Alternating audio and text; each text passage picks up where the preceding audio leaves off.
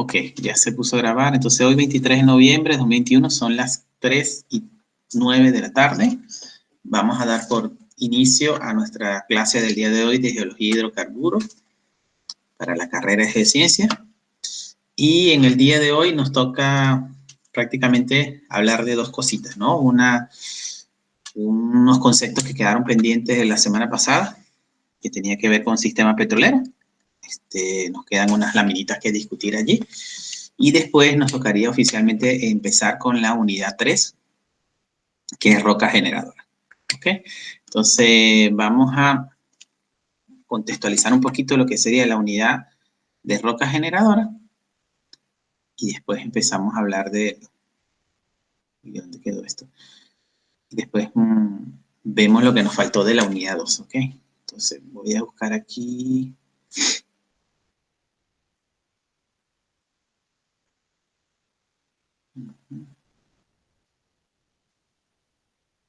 Sílabo. Voy a compartir la pantalla.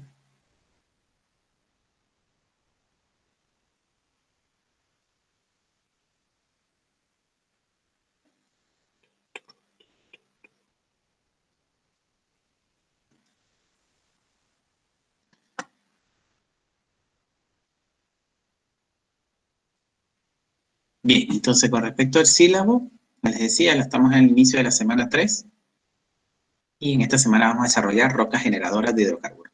¿Okay? Sin embargo, vamos a utilizar la primera quizás 30, 40 minutos o una hora, dependiendo de cómo avancemos, para hablar de unas cositas que quedaron pendientes de la semana pasada, de la unidad 2. ¿Okay? Entonces, una vez podamos avanzar con la unidad 3 de esta semana, sabemos que vamos a hablar de roca generadora y vamos a hacer una pruebita corta. ¿Okay? Acuérdense que la pruebita corta de la semana pasada, que debía haber sido para el día de hoy, la suspendimos para la semana que viene porque no habíamos terminado de ver. Entonces, espero que terminemos la unidad 2 y lo que sea la unidad 3 entre hoy y mañana para que hagamos las dos pruebas la semana que viene, ¿ok? El 30. Haríamos las pruebas cortas de la unidad 2 y unidad 3. Eso serían las evaluaciones formativas de esa unidad. Y el día de mañana comenzaremos con la práctica número 3, ¿ok? Que la práctica número 3 es el mapa interpolado 3. Que ya el mapa interpolado 2 ya ustedes lo hicieron. Ahora vamos al mapa interpolado 3, que es lo mismo que han hecho con el 1 y con el 2, pero ahora ya con sus datos definitivos sobre el cual ustedes van a construir el mapa de yacimiento. Es decir, van a empezar a hacer el mapa de yacimiento final. Lo primero que se hace para hacer el mapa de yacimiento completo lo primero es un mapa estructural, de contorno estructural. Entonces ustedes van a empezar a hacerlo con el set de datos que van a trabajar en su mapa final, que ahorita más o menos se los voy a explicar antes de que hablemos del sistema petrolero, porque hay unas cositas que tenemos que hacer. Bien, con respecto a la guía informativa, vamos a ir específicamente a las actividades de evaluación. Y en este caso, como les decía, tenemos la pruebita corta, que vamos a hacer la semana que viene, y adicionalmente esta que no la pudimos hacer mañana, sino que la vamos a hacer el 30 también. Okay, espero que podamos ser así, si no, podemos replanificar un poquito, ¿ok? Seguimos avanzando. Bien, y adicionalmente tenemos la entrega de la práctica que van a empezar a desarrollar hoy, una actividad de evaluación formativa de la unidad 3 y 4, la vamos a entregar para el 7 de diciembre. Es decir, vamos a tener esta semana y la próxima, inclusive la misma del 7, trabajando sobre esa misma práctica. Es un mapa un poco más complejo. El principio es el mismo, es interpolación, pero vamos a decir que es un poco más complejo. Entonces nos va a tomar quizás 2 sesiones de práctica o hasta 3, ¿vale? Aunque con la rapidez que ustedes van, yo creo que nos va a tomar solamente 2 sesiones de práctica. Si avanzamos para el mapa que viene, que sería el 4. Bien, entonces esto es lo que respecto a los avances. Voy a pasar a abrir la práctica 3 para que la discutamos y sobre todo ustedes puedan hacer algo para trabajar mañana. No sé si la han logrado ver, ya está desplegada en el aula virtual. No sé si ya ustedes estuvieron revisándolo, algunos de ustedes o no, pero proceda a leer lo que aparece como instrumento de evaluación de la unidad 3, ¿no? Lo que sería la práctica 3 y tripulación de mapa 3. Entonces aquí lo que vamos a es realizar un mapa de contornos estructurales del subsuelo de un horizonte de interés, utilizando el método de interpolación. Ese es nuestro objetivo. ¿Qué datos tenemos? Tenemos los datos de localización y estructural de los pozos de hidrocarburos, ¿okay? Que es la tabla 1. Es esta tabla que está aquí. Vamos a trabajar con 45 datos de pozo. Fíjense, en esta tabla la primera columna es nombre de pozo. Ahí tenemos los 45 nombres de pozo, 46 en realidad, porque hay uno que dice 30A y 30. Son 46 pozos. Tenemos la coordenada Y, ya les voy a explicar de qué se trata esto. Y tenemos el tope estructural. El tope estructural es el que vamos a cartografiar los contornos estructurales a partir del tope estructural. Esta tablita se las he pasado también en un Excel que está cargada dentro del aula virtual. Aparece este archivo que estamos viendo en pantalla y también aparece el archivo Excel crudo, ¿vale? Para que ustedes, si quieren agarrarlo de allí, pueden tomar. Entonces, ¿qué tienen que hacer ustedes? La actividad es, 1, construyen una hoja tamaño A3 o 2 hojas A4, depende, lo que sea más fácil para ustedes. Si ustedes no tienen acceso a nada A3, agarran 2 A4 y la pegan. La pegan con la geometría que aparece dibujada aquí abajo. ¿Okay? Fíjense, si tuviéramos 2 A4, fuera como este es una A4 y la segunda A4 sería aquí. ¿Okay? Entonces ustedes le ponen una cinta allí, una peguita allí, no hay problema, para que trabaje. O si no, el que tenga acceso a una A3, bueno, este es el tamaño de una A3. Sobre una hoja A3, calqué el formato que está detallado en esta figura. ¿Qué van a hacer? ¿Cuál es el formato que ustedes van a detallar? Estos márgenes que aparecen en negro. ¿Okay? Lo que aparece punteado, ni lo que aparece escrito en rojo, ni flecha roja, ustedes lo van a copiar. Solo lo que aparece en línea negra. Para eso están unas longitudes aquí. Fíjense que aparece la línea de abajo, hasta aquí, mide 29 centímetros. Y después este pequeño rectangulito que está aquí mide 8. Este pequeño espacito. Es decir, el completo mide 37 centímetros de aquí a aquí. Bien, en vertical, 27,5. Y luego hay una serie de divisiones pequeñitas aquí, que ahí están las medidas. ¿Okay? Traten de calquearlas casi que a la misma tamaño. O sea, una línea horizontal a 1.5, otra a 3 centímetros y otra a 1.5 otra vez. Y después unas pequeñas separaciones aquí. Una 2 y una 1. Y una pequeñita aquí que no se las puse. Pero tengo la medida por ahí, ya les voy a decir.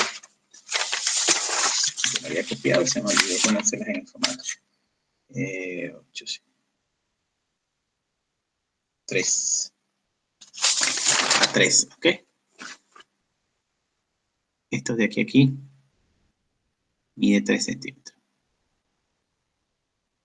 Entonces ustedes agarren con un marcador, con un bolígrafo, y traten de hacer este rectángulo negro que están, esos dos rectángulos negros que están ahí. ¿Sí? ¿Se entiende lo que quiero que hagan? Sí, profe. Vale, agarren eso y luego ubique los pozos de la tabla 1 dentro de la hoja de trabajo del mapa. Para ello debe tomar en cuenta el punto de origen del sistema de coordenadas, señalado con una flecha roja en la figura 1, y el par de coordenadas X y Y de cada pozo. Entonces el punto de origen, que vamos a posicionar ahora los pozos adentro, el punto de origen es esto. Este es nuestro punto 0, 0, ¿ok? Entonces a partir de ese punto 0, 0, por lo menos yo agarro el pozo 1, me dice que mide en X 2.9 centímetros y en Y 9.2. Entonces ustedes miden simplemente a partir de aquí, 2.9 más o menos por aquí, y en Y 9.2. Entonces el pozo 1 estaría aquí. Ustedes lo ponen ahí. ¿Ok? Y así para todos los pocitos. Luego coloque el nombre del pozo en la parte superior del punto de localización. Una vez ustedes localizan, ponen el pozo aquí arriba. ¿Ok? Escriben. Pozo 1. ¿Ok? Por favor, el nombre escríbanlo en horizontal, es decir, así como lo estoy poniendo yo, no lo pongan hacia arriba, en este sentido. Y separado a aproximadamente 8 milímetros del punto de localización del pozo. Es importante que ustedes dejen el espacito, le voy a decir que es 8 milímetros. que dejen un espacio de aquí hasta donde aparezca el nombre del pozo. Porque recuerden que ustedes después, más adelante, van a hacer unos círculos alrededor de este pozo para indicar si tiene algún fluido, si fue perforado, si fue interpretado. No sé. Entonces debemos dejar un espacito para hacer un círculo. ¿Okay? Por eso es que les digo que no agarren y hagan así. Está el pozo aquí y pongan el nombre inmediatamente arriba, P1. No, dejen un espacito como de 8 milímetros, un centímetro, y pongan aquí P1. Y abajo del pozo van a poner aquí la profundidad, por lo menos 1000 pies. Vale, que sería este que está aquí. En este caso sería 600, menos 650. Entonces, escribe el nombre del pozo horizontal, separar aproximadamente 8 milímetros del punto de localización.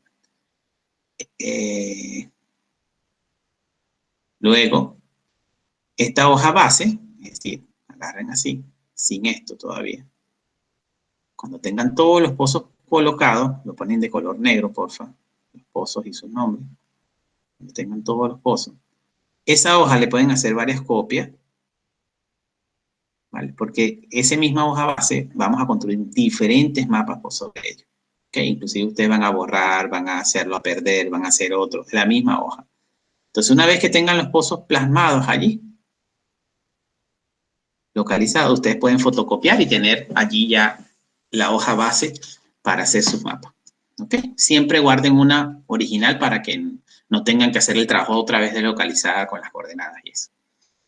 Y eso es lo que dice aquí. Esta hoja base con los pozos incorporados se utilizará en varias prácticas, por lo que se recomienda hacer varias copias de la misma. En el 3, se coloque los datos del tope estructural debajo del punto de localización del pozo.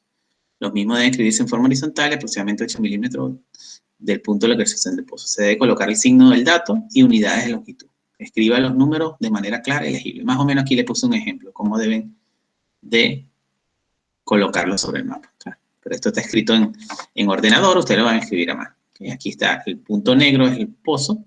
Y aquí está el nombre del pozo y en este caso el contorno, el tope estructural, que es este valor que está aquí.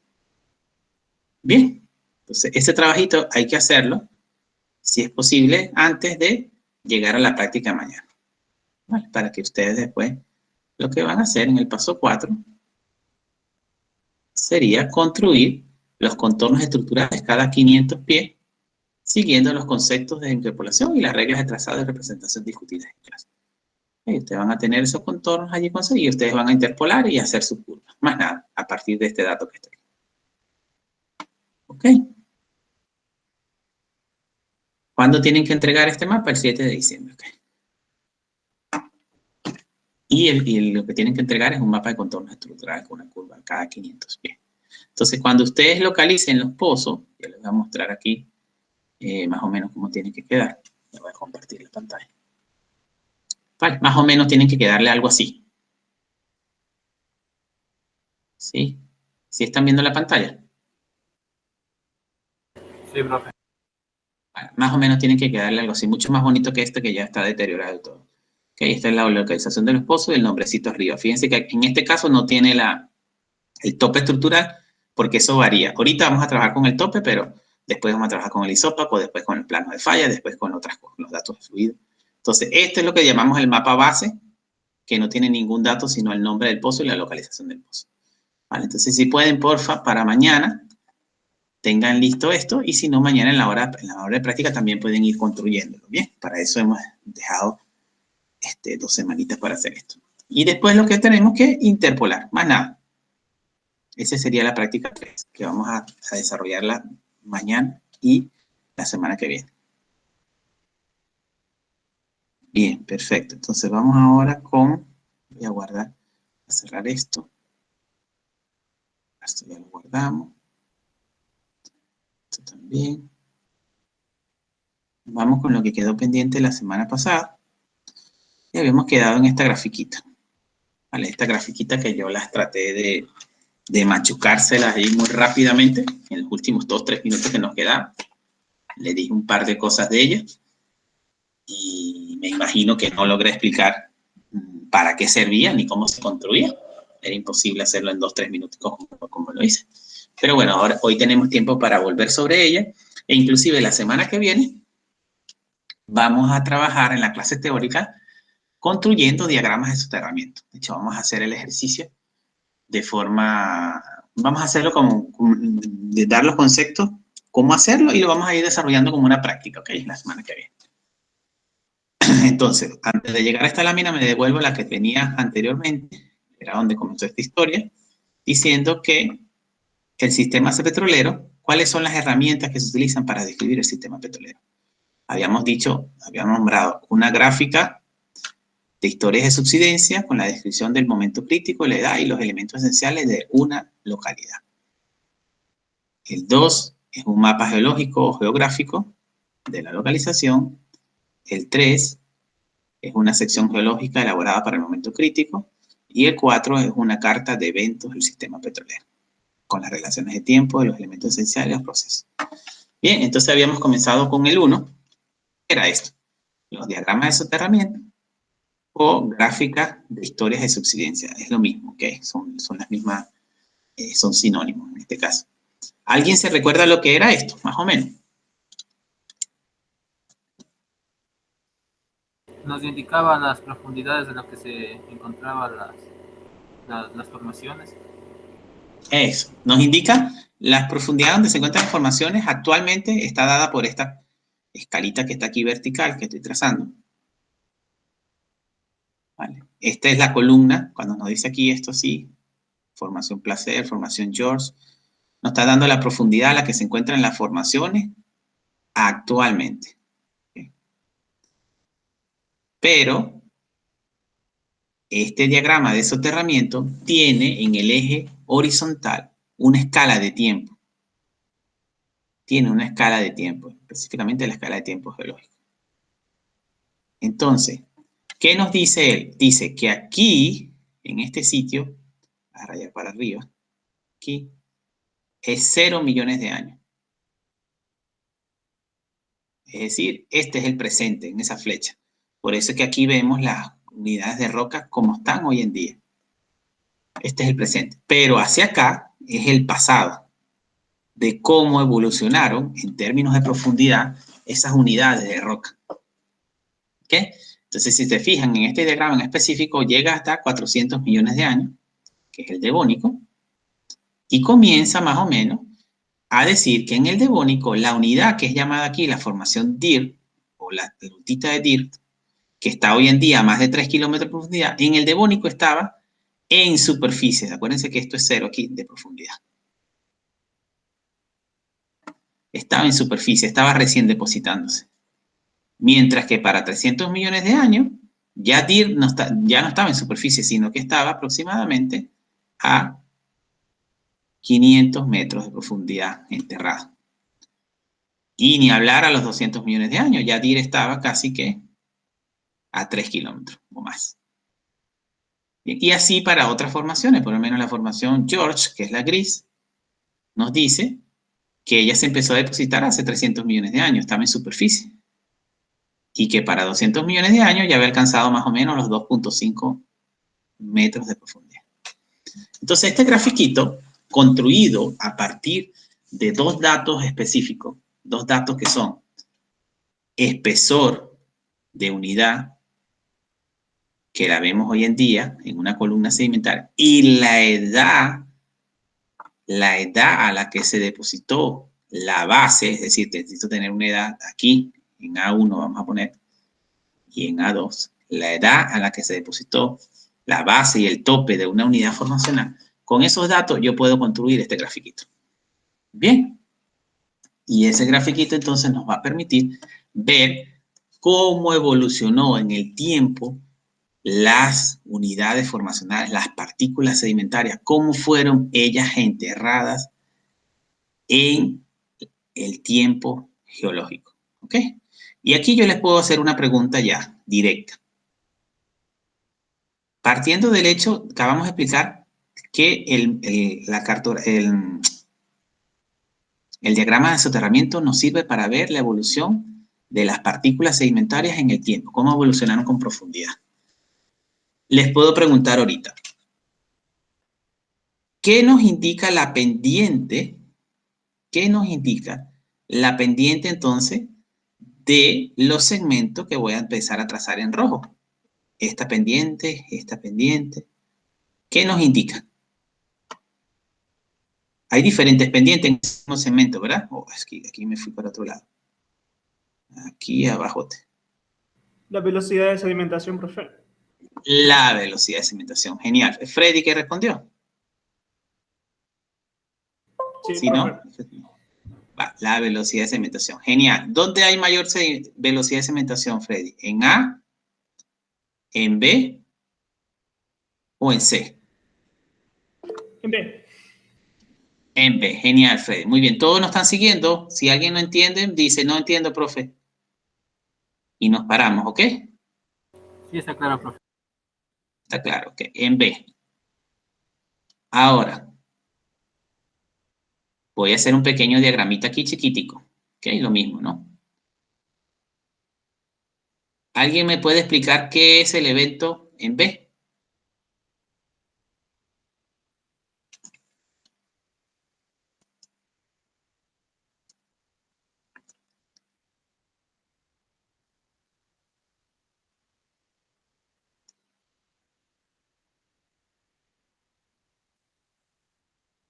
¿Qué es B? ¿Cómo lo explicamos? ¿Qué pasó en B?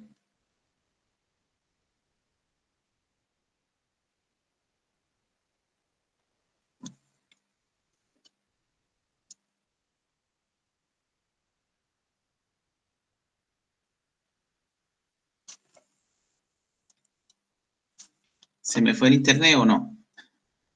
¿Están allí todavía? No, profe, pensando. Ajá. ¿Qué es B? Hay un cambio en la pendiente, ¿vale? No se puede tratar de una fractura que justo le empuja hacia arriba. Ajá, por ahí va. ¿Qué es lo que pasa? ¿Cómo se llama ese evento tectónico? Bueno, ya les dije que es un evento tectónico, pero ¿qué sucede allí? Habíamos dicho, como nos dijo Freddy muy precisamente, esta es la velocidad con que se sedimentan,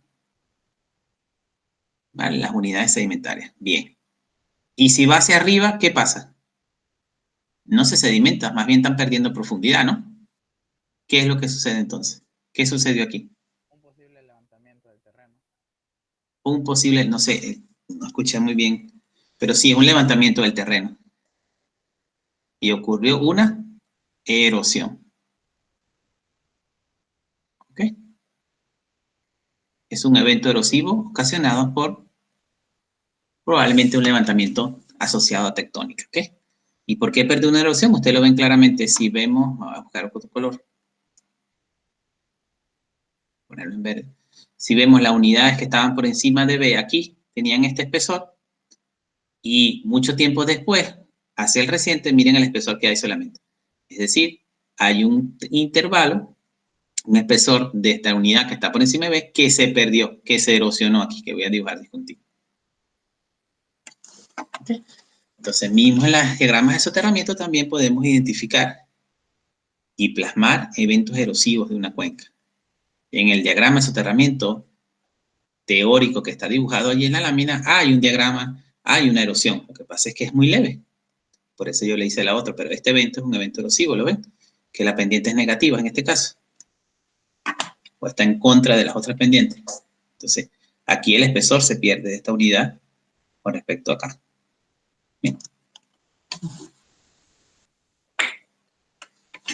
Entonces, bueno, los diagramas de soterramiento también nos hablan de la historia sedimentaria de la cuenca que estamos analizando. Bien, entonces, los diagramas de soterramiento representan de manera práctica la ruta seguida por los sedimentos en las cuencas sedimentarias. Los puntos modelados son elegidos en ubicaciones de pozos ya perforados o en pozos virtuales ubicados en puntos con control estratigráfico adecuado y que podrían representar sitios de cocina generador. Y aquí está la palabra clave, que podríamos preguntarnos, profe, ¿pero para qué sirve este diagrama de soterramiento? Ya vimos que podemos analizar tasas de sedimentación, podemos identificar eventos erosivos, pero ¿para qué nos sirve en el negocio petrolero?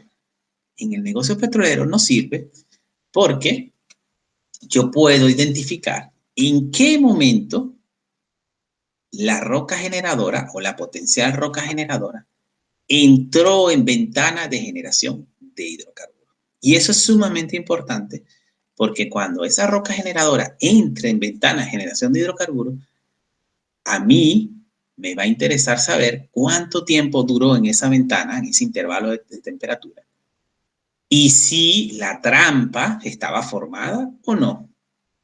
¿Bien? Entonces, yo a partir de este gráfico puedo poder analizar cuando una roca que yo creo que tenga potencial de generar hidrocarburos entró a generar hidrocarburos. Pero para eso nos hace falta un datito más, que es el datito termal, la evolución termal de la cuenca sedimentaria.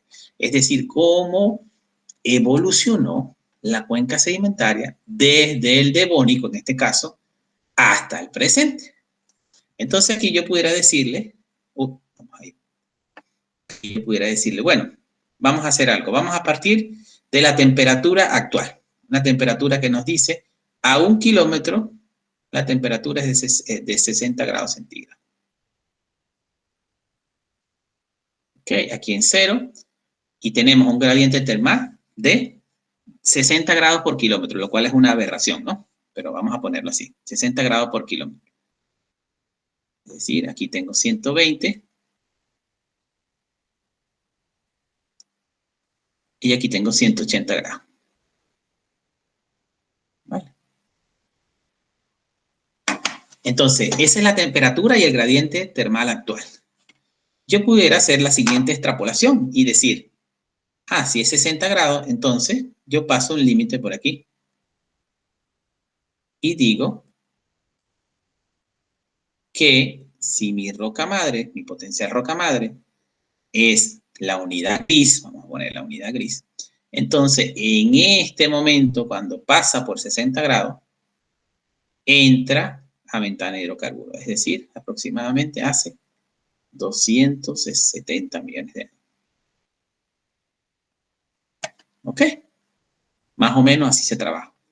Ahora, ¿qué fue lo que yo hice al poner 60 grados centígrados así? Lo que hice fue decir que los 60 grados centígrados que me dan el gradiente termal actual ha sido constante en el tiempo. Ha sido constante en una cuenca que tiene 400 millones de años. ¿Ustedes se creerían esa historia?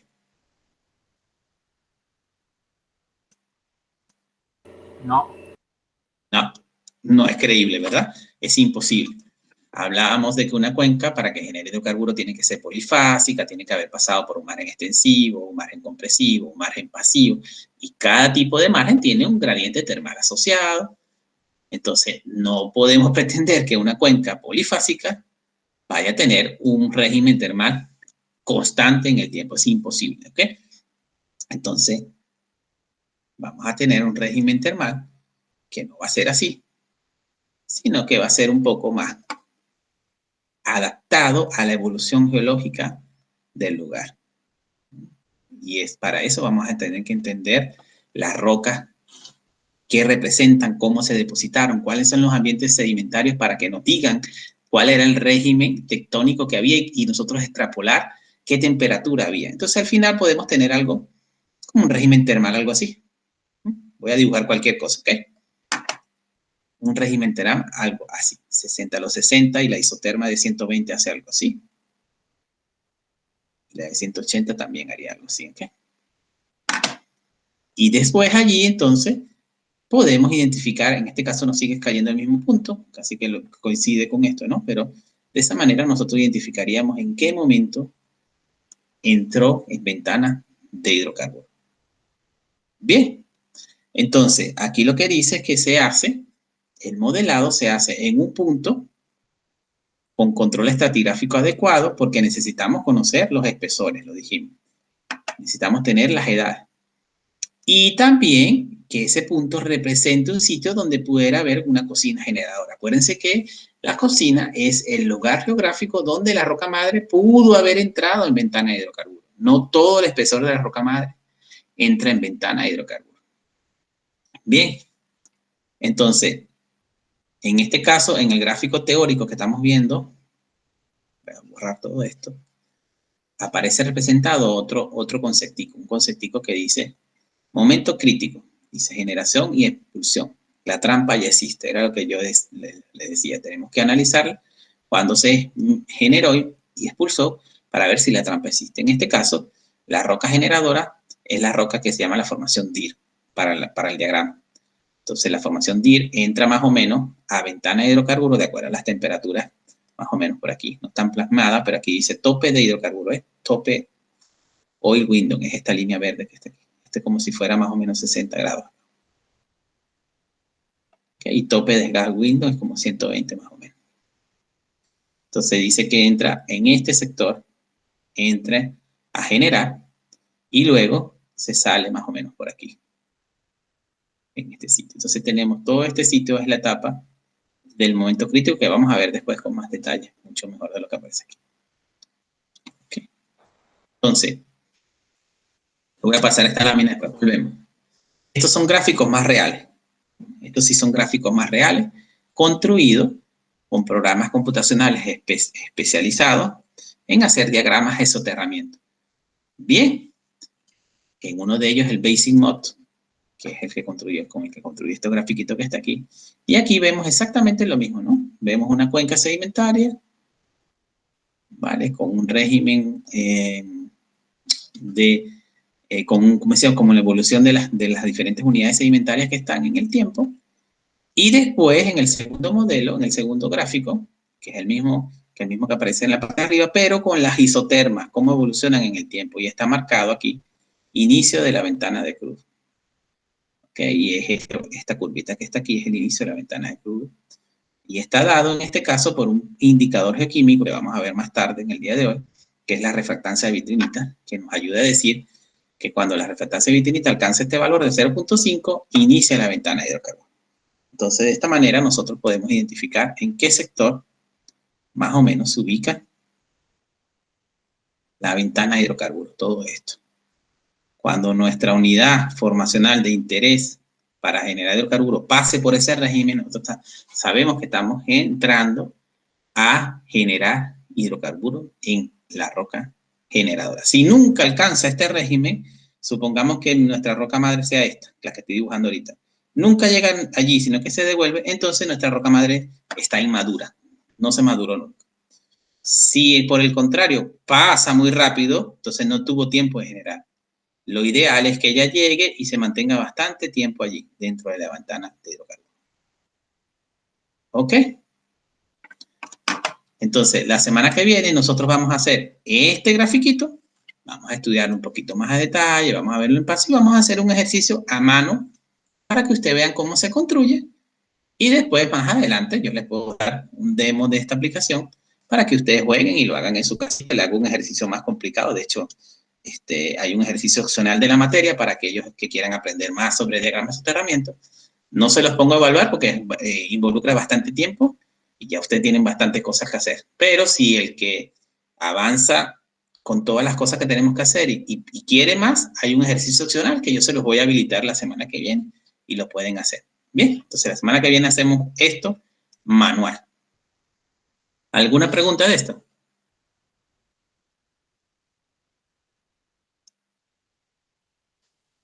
Bien, entonces, ¿los diagramas de soterramiento para qué sirven? Bueno, sirven para ubicar en el tiempo y el espacio factores críticos del sistema petrolero y también para calibrar datos de madurez orgánica. Lo principal de un diagrama de soterramiento es que sirve para predecir, como dijimos, la madurez de la roca generadora. Y ahí vuelvo a insistir, si nosotros tenemos un diagrama, nuestros límites de generación de crudo son estos que estoy dibujando aquí. Y nuestro intervalo de roca madre, lo voy a dibujar así, es el punteado.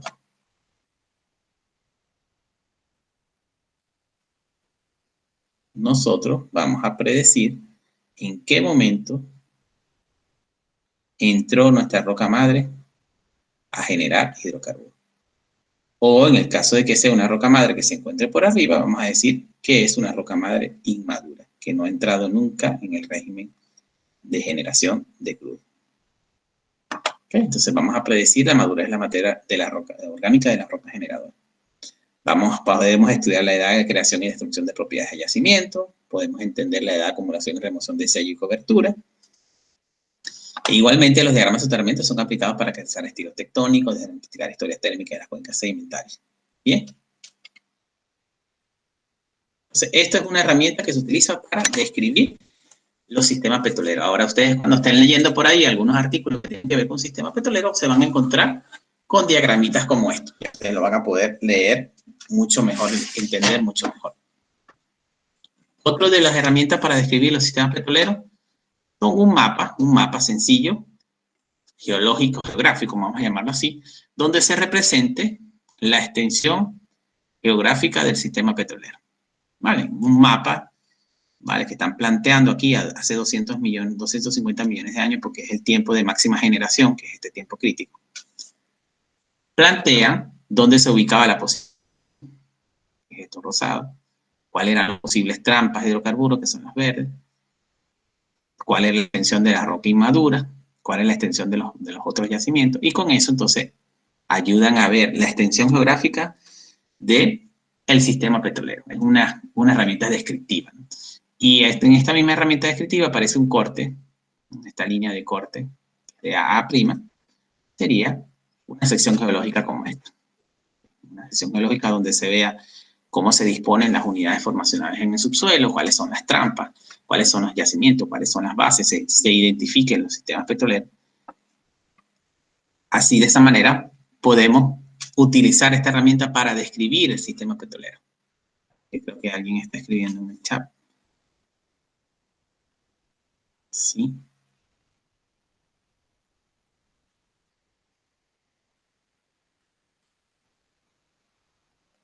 Ahora fue que llegó el mensaje de Josué que decía B, ¿no? O ahora fue que entró aquí.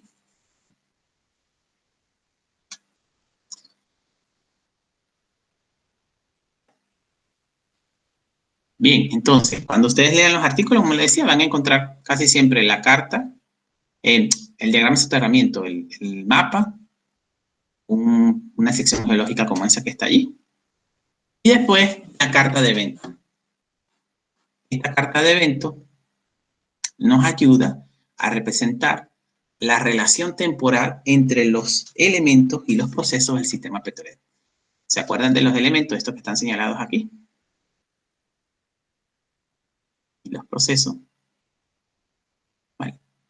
La carta de evento es sencilla de construir. Tenemos en el eje vertical solamente nombramos o numeramos los elementos y los procesos, y en el eje horizontal es la escala de tiempo geológico. ¿Vale? Entonces, vamos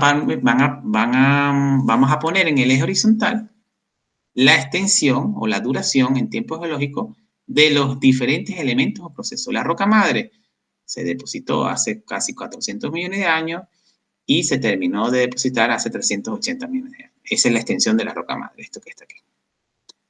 La roca yacimiento, ¿cuál es la edad de la roca yacimiento? ¿Cuál es la edad del roca sello? Y así sucesivamente. Entonces tenemos que tener un control estratigráfico correcto, específico, datos buenos para poder construir una carta de eventos representativa y real. Lo más importante es analizar aquí lo que es la sincronización de los elementos y los procesos. Hablábamos que nosotros tenemos que tener la trampa formada al momento que hay generación y migración. La trampa tiene que estar formada. Porque si no, no hay acumulación. Si la trampa no estuviese en la posición donde está ahorita, sino que está aquí, entonces no hubiese ocurrido la acumulación.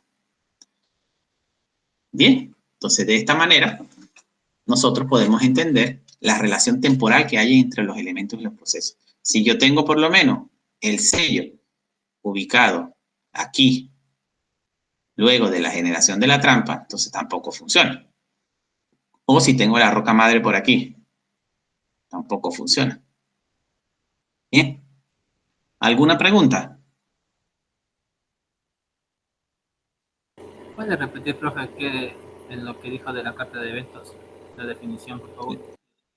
Claro. La carta de evento, primero, la representación o qué tiene, qué datos tiene. En el eje vertical, simplemente lo que tiene son los diferentes elementos o procesos del sistema petrolero. Bueno, ahí está la lista de lo que vimos: roca madre, roca yacimiento, roca sello, la roca de soterramiento, la formación de la trampa, generación, migración, acumulación, preservación y algo que llaman momento crítico, que nosotros no vamos a ver en detalle tanto de eso. Nos interesa mucho eso. Bien, entonces, en el eje horizontal, nosotros vamos a poner la escala de tiempo geológico. Y vamos a dibujar solamente cuánto fue el tiempo que duró la roca madre en depositarse y en formarse. Es decir, ustedes han escuchado por allí, la formación Napo es la roca madre por excelencia de la cuenca oriente de Ecuador. La formación Napo se depositó hace 146 millones de años y terminó de depositarse hace 130. Bueno, entonces ese es el numerito aquí. 146, el tope de la base, y 130 aquí. Sería la extensión temporal durante la cual se depositó la roca madre. Y así para todo. ¿Cuánto duró la formación tal en depositarse? La formación Tena, que es un yacimiento. Entre tanto y tanto. ¿Cuánto se depositó el sello? ¿En qué tiempo? ¿Cuándo se formó la trampa? Pudo haber un proceso de formación de trampa. Pueden haber 2, pueden haber 3. Las trampas más o menos están asociadas a eventos tectónicos, pero también a eventos de estratigráficos. Y después, cuando hubo la generación, migración. Este punto que está aquí, generación, migración, acumulación, ¿de dónde va a salir? Va a salir el diagrama de soterramiento. Es fundamental el diagrama de soterramiento para determinar esto. ¿Okay? Entonces, de esta manera nosotros vamos a poder analizar la relación temporal que existe entre los diferentes elementos y los procesos. Habíamos dicho una vez, en la clase pasada, que no solamente basta con que tengamos los elementos y los procesos, sino que tienen que haber ocurrido de una manera sincronizada, de una manera cronológica específica. Y un ejemplo claro y notorio de ello es que la trampa, que aparece como anaranjada aquí, tuvo que haber sido formada antes que hubiera generación, migración y acumulación. Porque si no hay trampa, entonces esta generación, migración y acumulación se va a perder, no va a haber acumulación, va a llegar a superficie, se va a escapar el hidrocarburo. ¿Sí? Sí, bro. Vale. Bien, aquí hay una carta de evento un poco más real. Esto es una carta de eventos del Mar del Norte, donde tenemos la combinación de del Mar del Norte, de la plataforma del norte de Alaska. Tenemos dos sistemas petroleros involucrados. Y no tenemos un solo sistema petrolero, tenemos el 1 y el 2 están señalados aquí. Fíjense, si se fijan, aparecen los dos roca madre, la 1 y la 2. Hay múltiples yacimientos. Okay. Hay 2 procesos de generación de trampas diferentes. Hay 2 procesos de generación, migración, acumulación diferentes. Hay 2 rocas madres diferentes. ¿Vale? Entonces, esta es una carta de evento representada 2 en 1, 2 sistemas petroleros en uno, un poco más sencilla, complicada de entender. ¿Vale? Pero es más real. Hay múltiples rocas sello, múltiples rocas yacimiento. Bien, ahora llegamos a esta parte. ¿Cómo hacemos para darle un nombre a un sistema petrolero? Y sobre todo, más allá de darle un nombre, entender, en el caso de nosotros, que vamos a ser geocientistas lectores de documentos de hidrocarburos probablemente, cuando nos hablan el sistema petrolero y nos dicen el nombre, ¿qué significa ese nombre? Bueno, las reglas de nomenclatura, lo que quiere decir esto, el primero debe aparecer en el nombre la edad o nombre de la roca generadora. El segundo que debe aparecer es la edad o nombre de la roca yacimiento. Entonces, de esta manera vamos a tener, por ejemplo, aquí dice, sistema petrolero, la luna Misoa. Esto significa que la luna es la roca madre y Misoa es la roca yacimiento. Eso es lo que queremos nosotros aprender. Y al final aparece este simbolito que está aquí, este simbolito, que es un signo de exclamación, nos habla del grado de certeza o del grado de conocimiento de un sistema petrolero. Entonces, fíjense, si nosotros tenemos un sistema petrolero conocido, comprobado, validado, va a aparecer el signo de exclamación. Y ese signo de exclamación, cuando yo le digo comprobado, validado, significa que existe buena correlación entre el hidrocarburo y la roca madre. ¿Y qué es esto? Bueno, significa lo siguiente. Para nosotros llegar a este grado de conocimiento, tiene que haber un ensayo, un experimento por cromatografía de gases, preferiblemente, análisis químico, donde se agarre un hidrocarburo que venga de un yacimiento, que venga de una roca yacimiento.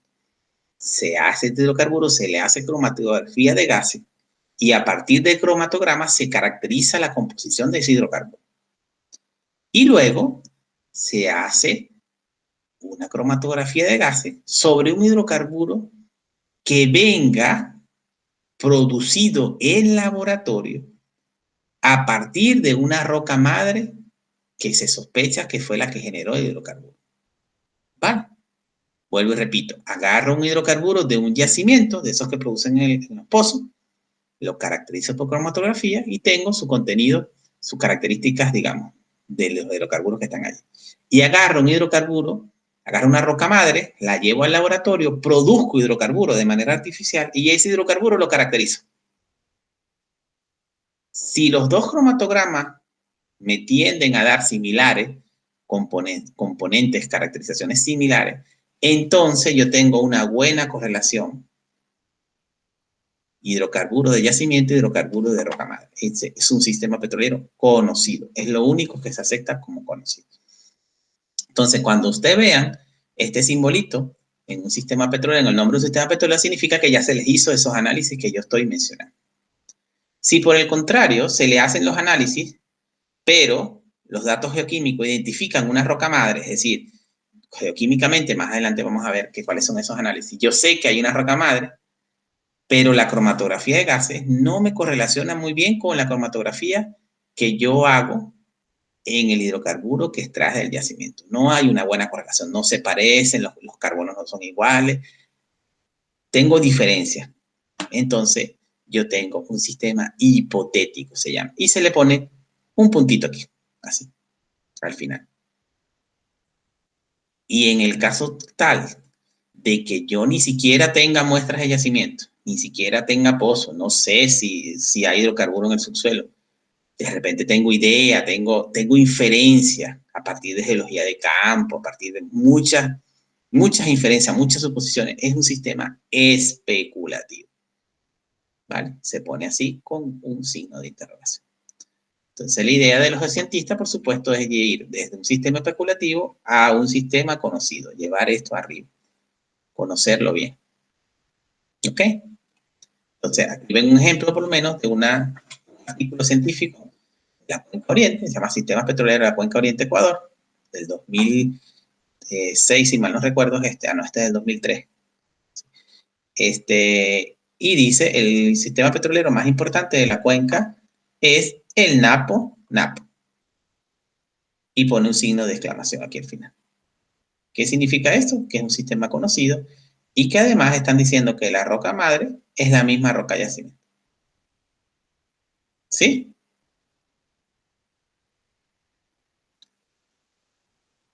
Otro de los, para no poner esto napo, se puede poner, como decía la regla número 3.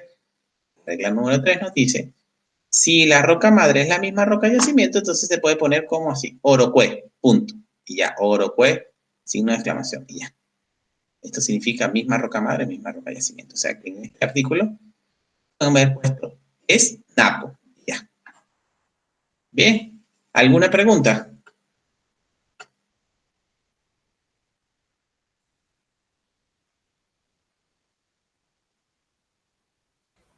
Profe, Ah, lo que la roca madre es también la roca yacimiento, eso será porque tal vez parte de la roca madre entró a la ventana de, ¿cómo se llamaba? La ventana de la cocina, donde cocina el hidrocarburo y, y otra parte no entró. ¿Es por eso que la roca madre también es la roca yacimiento o por qué? es un poco más sencillo que eso. Es un poco más sencillo que eso. Imagínate, tú has estado en campo, Freddy, ¿sí, no? No. No. Bueno, vamos a buscar una fotico aquí, no importa. No te preocupes. Vamos a buscar una foto aquí en el internet. Vamos a poner aquí formación.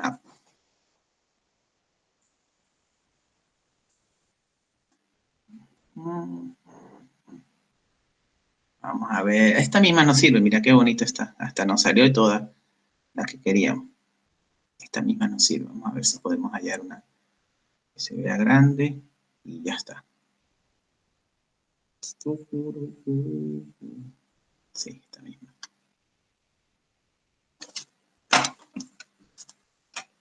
Es un artículo.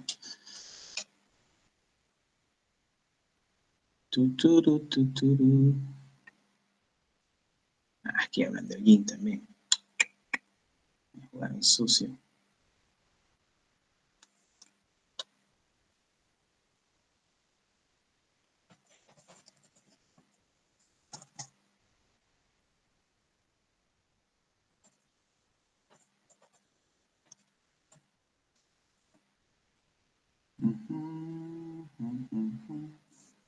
Vamos a buscar otra.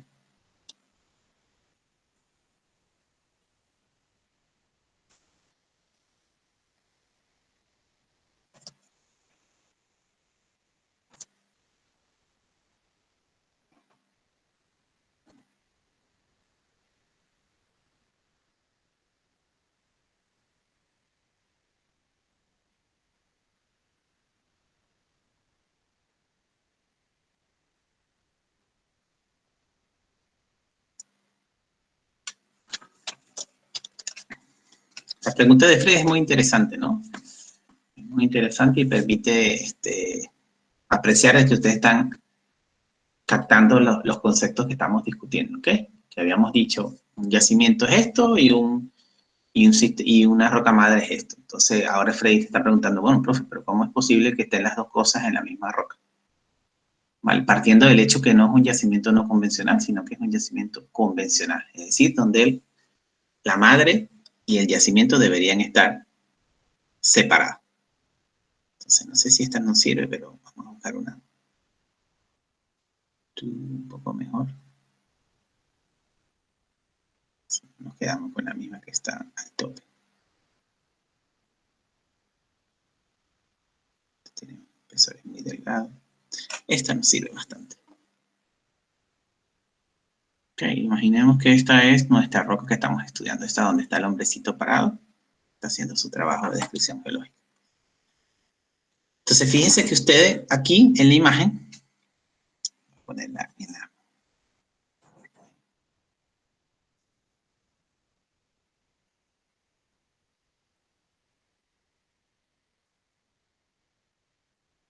Okay.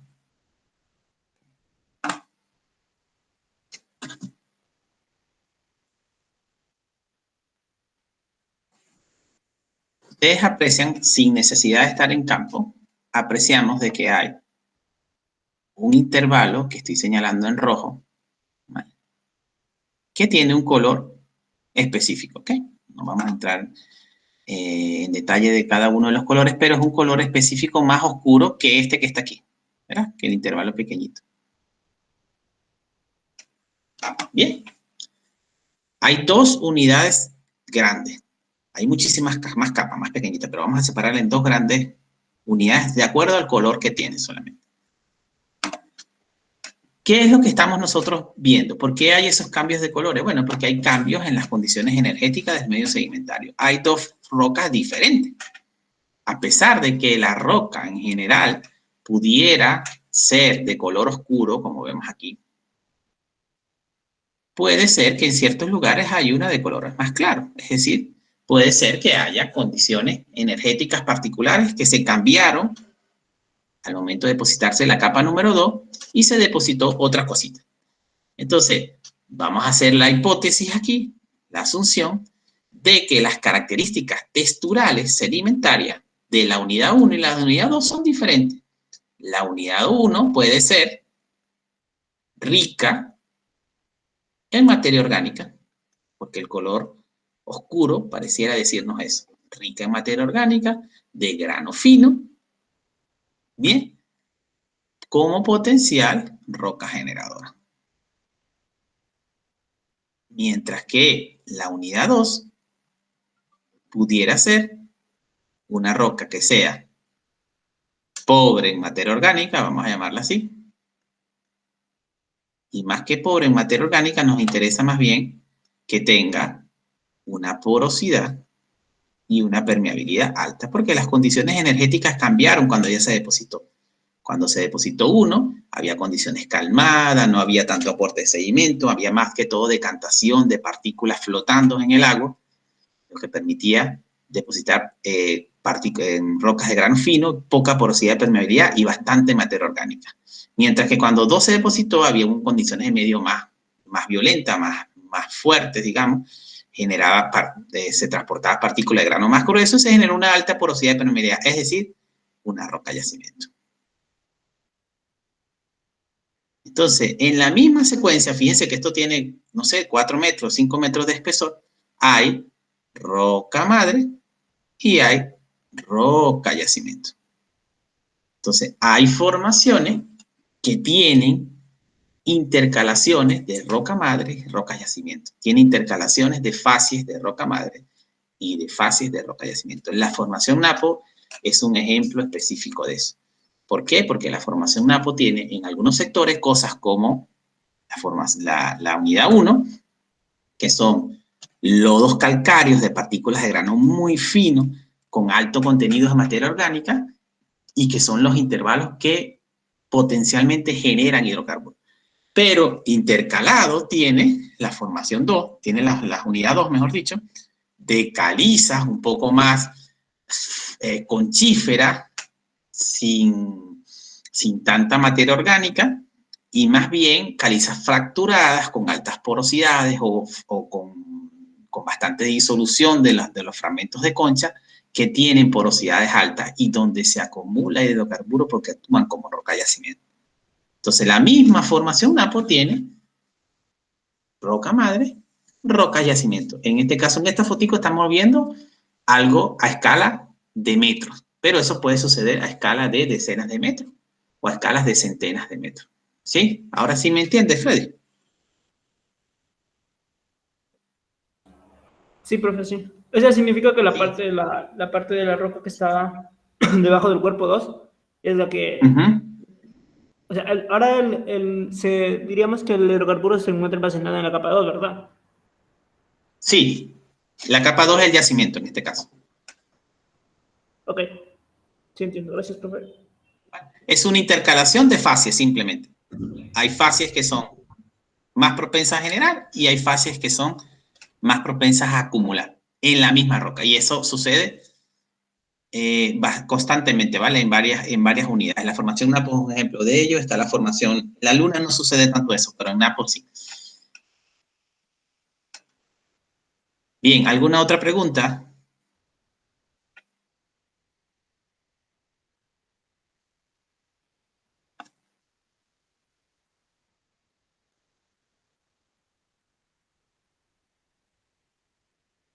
¿No? Vale, podemos pasar entonces. Con esto terminamos las partecitas que nos quedaba de la semana pasada de lo que era sistema petrolero. Hacemos un breve repaso porque como lo vimos durante las 2 semanas, entiendan que un sistema petrolero, el concepto es este, un sistema que abarca un área de rocas generadoras junto con todos los elementos y procesos del sistema petrolero. Bien, y que esos elementos, lo vimos claro, son las cosas estáticas, son lo que no se mueve. Incluye la roca madre, la cocina, el yacimiento, el sello, la trampa, la cobertura y las rutas de migración. Y los procesos son aquellos dinámicos, son la formación de la trampa, generación, migración, acumulación o carga y la preservación. Bien. Y después lo que estuvimos viendo fue cuáles son las herramientas que se utilizan para representar. Un diagrama de soterramiento, que destacamos la importancia, que era para predecir la madurez de la materia orgánica. Una sección, digamos un mapa, mejor dicho, un mapa de la extensión geográfica del sistema petrolero, una sección geológica y una carta de eventos donde nosotros vamos a poder apreciar cuál es la relación temporal entre esos elementos y procesos y poder predecir, si se quiere decir, o podemos, no es predecir, poder visualizar si hubo sincronización o no de los elementos y los procesos, ¿ok? Para que el sistema petrolero se diera. Y ya lo último, lo que hablamos fue de un poquito de qué significan los nombres cuando aparecen en una bibliografía que estamos leyendo que aparece sistema petrolero Napo, sistema petrolero Misoa, sistema petrolero. ¿Qué significa eso? Cuando tiene un nombre, cuando tiene dos nombres, y qué significa ese símbolo que aparece de exclamación o de puntos de signos de interrogación o de punto y final desde el punto de vista de conocimiento. ¿Vale? Entonces ya con esto vamos a pasar a la próxima unidad, que es una unidad un poquito más bonita. Una unidad de roca generadora en este caso. Vamos a entrar específicamente cómo se estudia la roca generadora. Antes de entrar en cómo se estudia, vamos a ver un poquitico las principales características físico-químicas de los hidrocarburos. La vamos a ver un poquitico porque primero no tenemos que ver a profundidad en esta materia eso, sino tener una idea más o menos general sobre todo la relación que tienen de esas características con las rocas generadoras. Y la otra razón que no la vamos a ver es porque yo creo que ya la otra vez Freddy nos estuvo explicando desde la primera clase inclusive cuáles eran los componentes de hidrocarburos, cómo estaban compuestos, qué era lo adicional aparte de los hidrógenos y los carbonos dentro de los hidrocarburos que había. Entonces yo creo que ustedes manejan bastante bien esto, ¿no? Y no es necesario tampoco profundizar como les decía. Entonces vamos a ver muy rápido lo que son las características físico-químicas. Después vamos a hablar un poco de la teoría orgánica, que ya hemos hablado desde el primer día. Y después si entramos a la definición de la roca, ¿cómo hacemos para caracterizarlo? ¿Bien? O sea, allí en pantalla lo que están viendo ustedes es una foto de crudos que vienen de diferentes regiones. ¿Okay? Ahí de hecho están unos nombres, ¿no? Unos vienen de Noruega, Argelia, Bolivia, Angola, París, otro de Argelia y uno del Congo. Y en esos crudos, mejor dicho, ustedes ven que en esos tubitos de ensayo hay diferentes colores. ¿Vale? Y diferentes colores asociados ¿a qué? Asociados a lo que veíamos desde el primer día de clase. Asociado a la densidad de los crudos, ¿ok? A los grados Happy en este caso, de esos crudos. Sabemos que los crudos que están ahí a mano izquierda, por definición, son crudos de colores más transparentes, inclusive sin colores.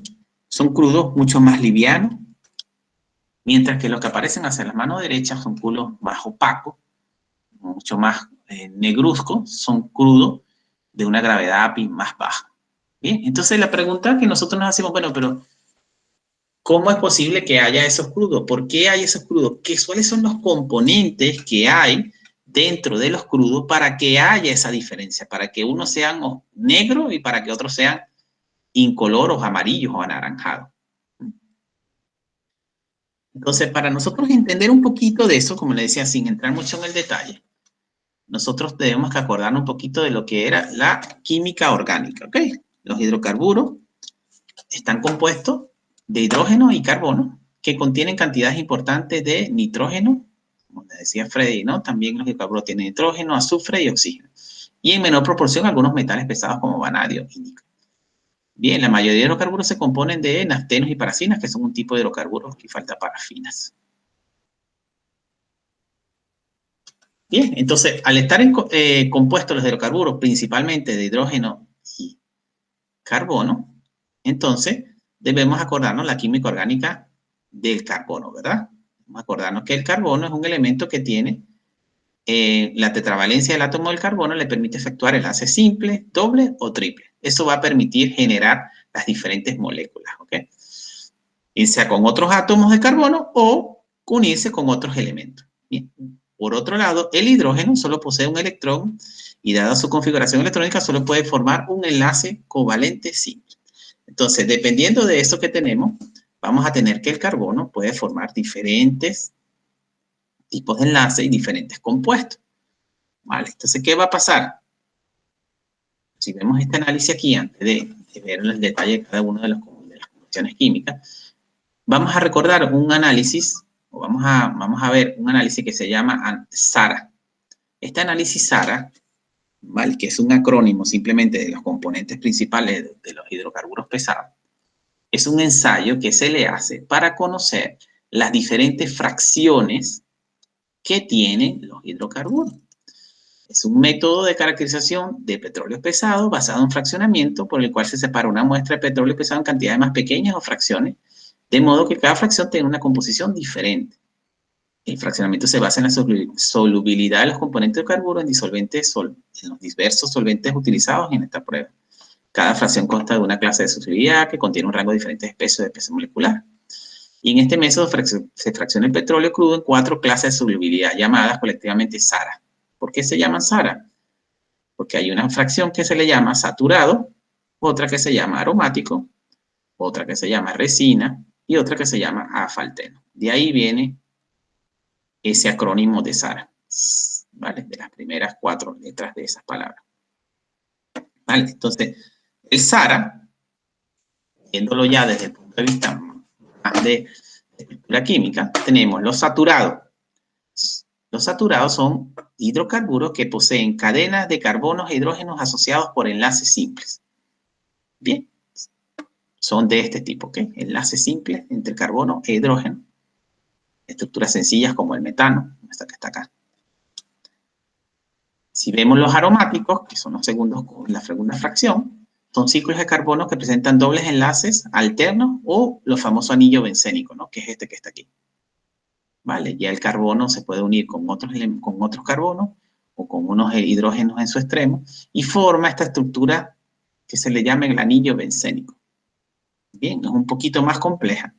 Ya aquí podemos ver que al ser un poquito más compleja químicamente, entonces los aromáticos, por definición, por estructura mejor dicho, van a ascender a ser más pesados que los saturados. La resina y las asfaltenos son moléculas ambas estructuralmente complejas y muy complejas que tienen combinaciones de aromáticos y saturados con terminaciones de otros elementos, ¿no? Aquí ven un aromático con otro aromático combinado con hidrógenos en su extremo, ¿vale? O con azufre, o con oxígeno, forman estructuras un poco más complejas. Bien, entonces estas estructuras de resinas y asfaltenos van a ser un poco más pesadas. Entonces de aquí podemos deducir, sin entrar en detalle, de que los crudos que tienden a ser más livianos, ¿vale? Más extra livianos, van a tener más componentes de crudos saturados, de fracciones saturadas. Mientras que los crudos más pesados o extra pesados, tipo los que están en la cantera Pongarayaco, van a ser principalmente de composición asfáltica, ¿ok? Van a tener más asfaltenos o resina. ¿Ok? Entonces, esta es la explicación de por qué hay diferentes tipos de crudo de gravedad API diferente de acuerdo a su composición química. Si entramos después en el detallito de cómo se compone cada uno de ellos, simplemente por dejarle esto para que ustedes lo lean luego, no es necesario que nosotros nos aprendamos todo esto. Tenemos los saturados, primero, constituye una serie de parafinas o serie del metano, su forma general es CnH2n-2, ¿no? Entonces son principalmente, en condiciones estándar, son principalmente gaseosos o el primer líquido aparece en la serie ya del pentano. Bien, estas son las estructuras químicas principales de ellos. Como lo ven, son principalmente enlaces simples. Y los diferentes saturados aromáticos son principalmente en estado gaseoso y en el pentano aparece el primer líquido. Bien. Por otro lado tenemos los aromáticos. Los aromáticos van a estar compuestos principalmente por anillos de benceno y poseen una estructura ligeramente diferente. ¿Vale? Y se van a estar presentes principalmente en estado líquido y algunos en estado sólido. ¿Bien? Tenemos un aromático de estado gaseoso, pero son en estado líquido los que están presentes. ¿Bien? Y por último tenemos resinas y asfaltenos. Resinas y asfaltenos en este dibujito aquí, lo que es la combinación mucho más compleja de los dos elementos anteriores. Aquí vemos, si ustedes lo graban en este grafiquito, aquí ustedes logran ver los anillos bencénicos, que están terminando con un saturado en sus extremos probablemente. Aquí hay enlaces simples de saturado. Y en la parte central hay anillos bencénicos de resinas y asfaltenos unidos. Bien. O como lo ven aquí, ¿no? Ven moléculas de resina clasificadas por este hexágono blanco. Moléculas aromáticos en sus extremos. Y moléculas de asfaltenos o partículas de asfalteno en la parte central. Bien, entonces, un crudo de este estilo es un crudo más pesado, de mayor gravedad API. De menor gravedad API, perdón.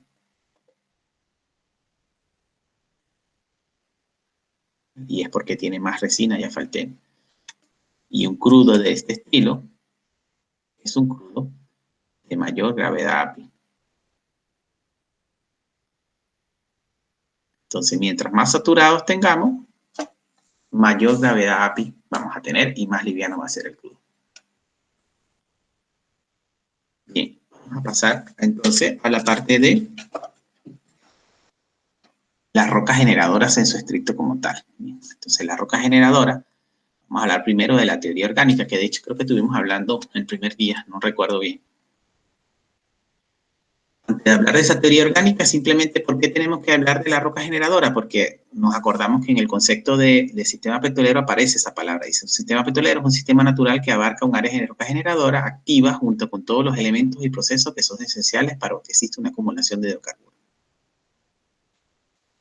Entonces, ¿algunos de ustedes recuerda un poquito o conoce cuáles son las dos teorías principales que explican la generación de hidrocarburos actualmente? ¿Sí conocen que existen estas dos teorías, las orgánicas y las inorgánicas? ¿Han escuchado hablar de eso?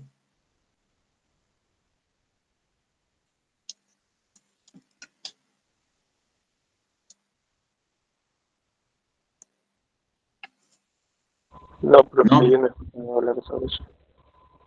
Nada, no han escuchado hablar. Entonces, bueno, básicamente tenemos dos teorías para postular lo que es la generación de hidrocarburos, lo que se conoce como teorías orgánicas y teorías inorgánicas. La teoría orgánica reúne solamente una línea de formación. La teoría inorgánica reúne varias ideas de formación. ¿Okay? La teoría orgánica es la más aceptada, digamos, es la más común, es la más aceptada dentro de la comunidad científica y es la que explica de manera razonable el mayor número de hidrocarburos presentes en el planeta. ¿Okay? Si bien es cierto que hay un número de hidrocarburos que no es explicado por la teoría orgánica, no corresponde o no se puede explicar con esta teoría. Sin embargo, la gran mayoría puede ser explicado con esta teoría orgánica. ¿Okay?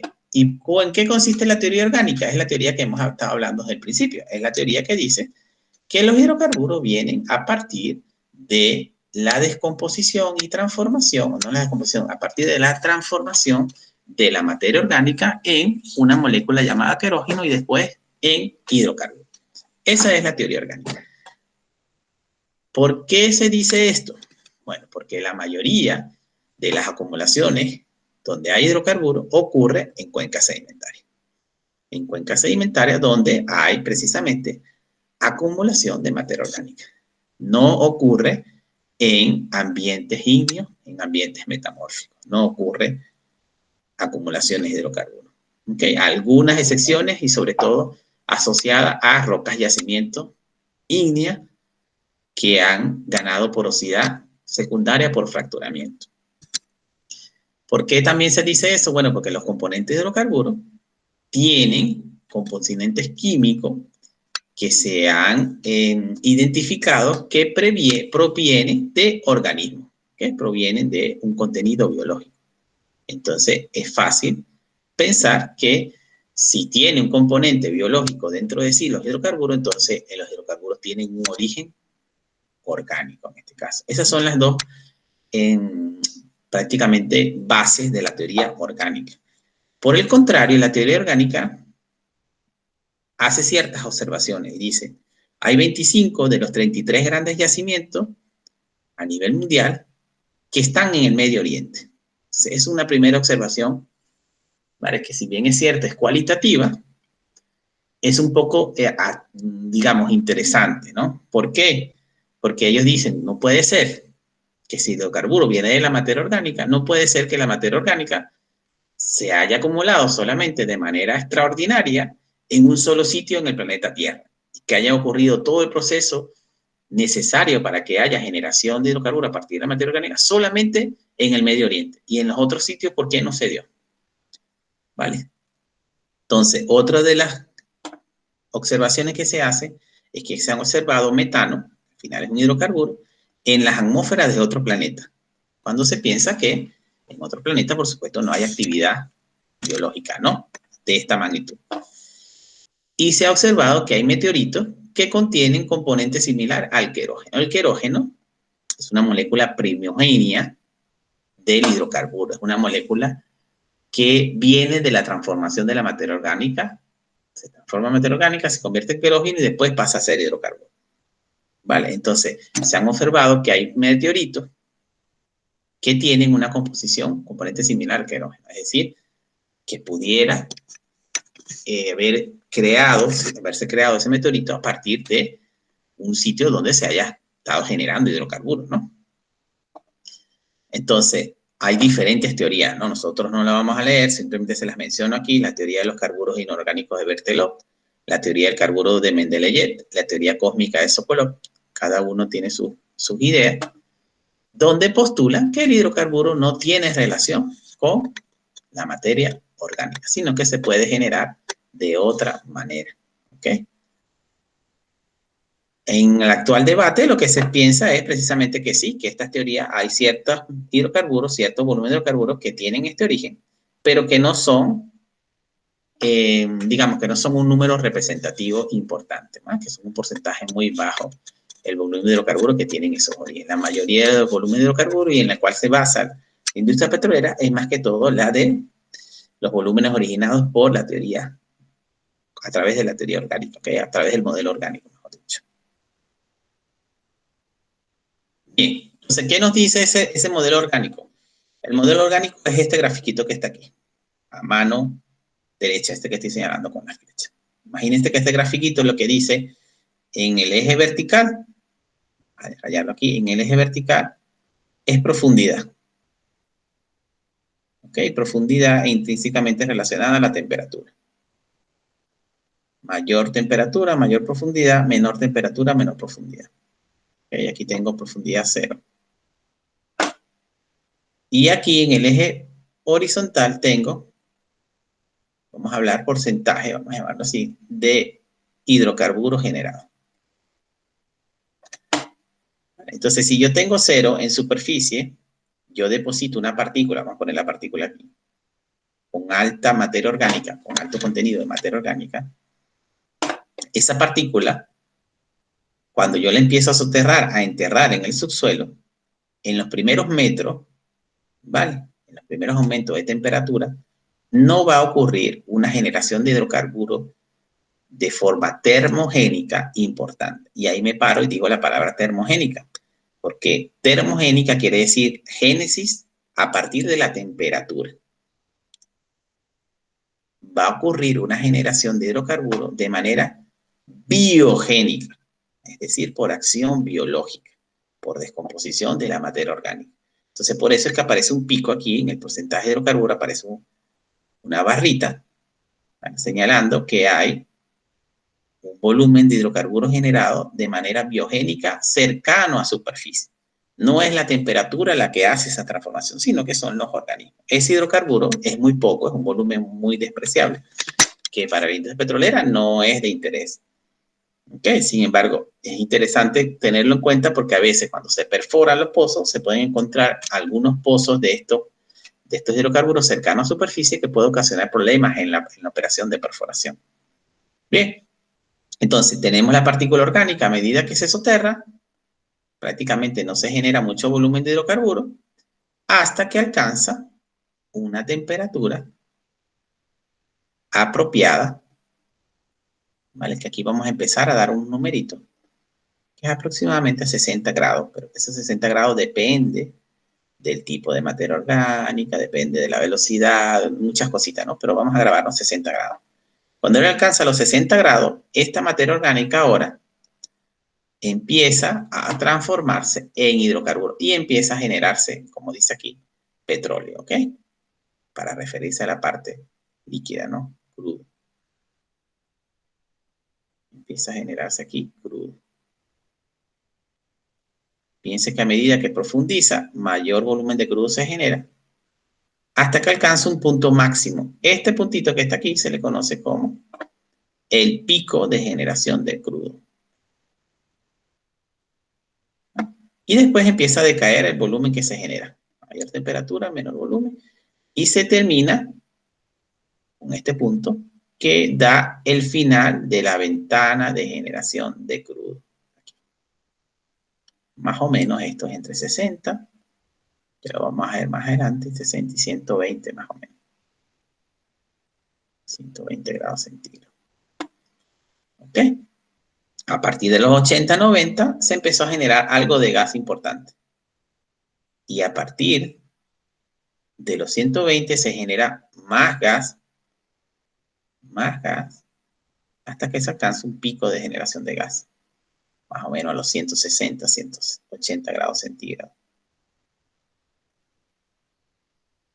Y todo esto ocurriendo a partir de la transformación de las partículas orgánicas que han ido enterrándose en el subsuelo y que han sido expuestas a diferentes temperaturas.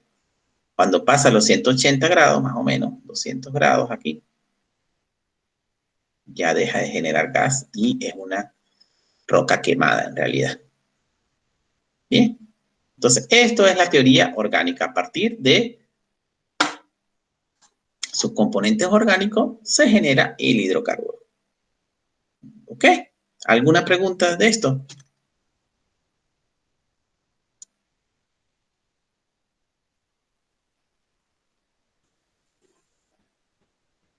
¿El papel de la presión, profe, tiene un rol importante? No tanto. No tanto. El principal variable es la temperatura. La presión no... Obviamente sí, pero va a impactar por lo menos. En una zona de mayor presión, en vez de ser 59, va a ser 60 grados cuando empiece la ventana de petróleo. ¿Okay? No va a ser tan importante, pero ese grado de precisión nosotros no lo vamos a tener tampoco cómo resolver en la geociencia. Ajá, dime, Freddy. Sí, profe. ¿Hay otra pregunta?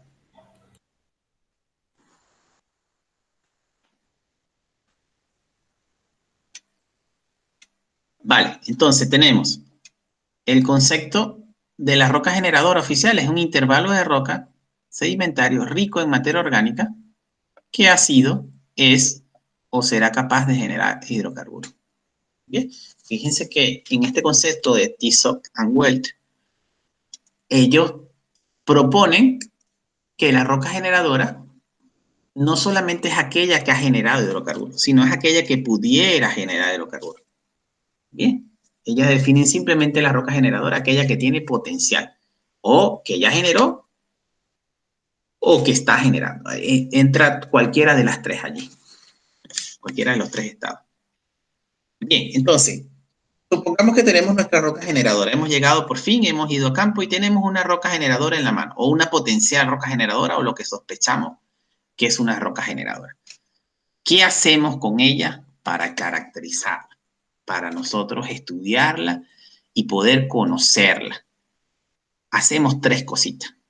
Algo que llamamos cantidad o riqueza de la materia orgánica.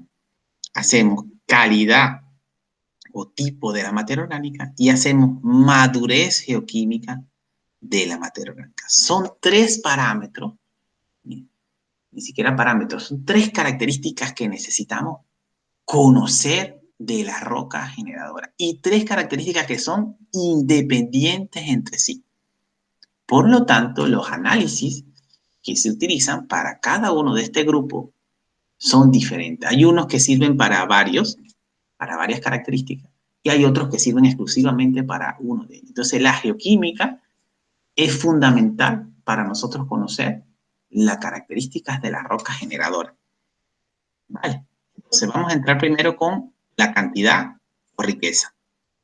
La cantidad o riqueza quiere decir el volumen de materia orgánica que contiene una roca. Eso es lo que nosotros necesitamos conocer. A priori, lo que tenemos que pensar, entre más cantidad tenga, más rica va a tener. Va a ser la roca generadora. ¿Pero de qué depende la cantidad? Simplemente para repasar. Si estamos hablando que necesitamos tener bastante materia orgánica, entonces tenemos que tener alta productividad biológica.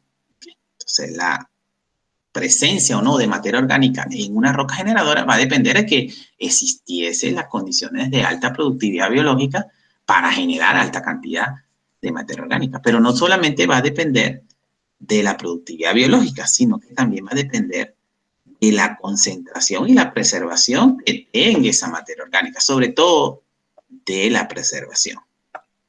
¿Vale? Y ahí es donde entra a jugar ese parámetro que hablábamos, creo que la semana pasada. Uno de los parámetros que controla la preservación de la materia orgánica es la presencia de oxígeno o no en el medio sedimentario. Tenemos que, para repasar, si tenemos oxígeno, la materia orgánica se va a degradar, no se va a preservar. Y si tenemos poco oxígeno o cero de oxígeno, la materia orgánica va a tender a preservarse. Bien, entonces las condiciones depositacionales del medio, o mejor dicho, las condiciones ambientales del medio sedimentario van a controlar si esa materia orgánica se preserva o no. Bien, aquí repasamos este grafiquito que estuvimos adelantando de manera, digamos, imaginativa, vamos a decirlo así, la semana pasada. Tenemos del lado izquierdo un ambiente óxico, que significa con alto contenido de oxígeno, y un ambiente anóxico, que significa bajo contenido de oxígeno o ausencia. ¿Qué va a pasar en cada uno de ellos? Bueno, en el ambiente oxidante va a haber alta actividad biológica, va a haber pobre preservación de la materia orgánica. Sí, puede ser que haya alta productividad, pero hay poca preservación. Entonces no nos sirve el ambiente óxico. Por lo menos para preservarla no nos sirve.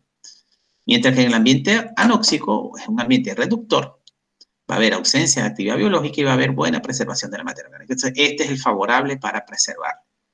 ¿Ok? Ahora, esa anoxia va a estar controlada ¿por qué? Uno de los parámetros que controla la anoxia es la fisiografía del medio sedimentario, de la cuenca sedimentaria. Aquí hay un ejemplo, ¿no?, de una cuenca en Indonesia, de la bahía Kei, en este caso. Fíjense que tenemos el Océano Pacífico. Aquí vemos un cortecito, ¿no? Esta es profundidad, ¿vale? Y extensión geográfica.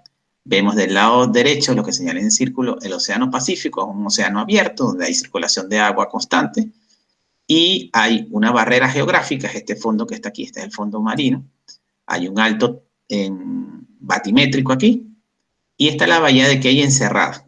¿Okay? La circulación de agua que entra del Pacífico simplemente se restringe a la parte superficial.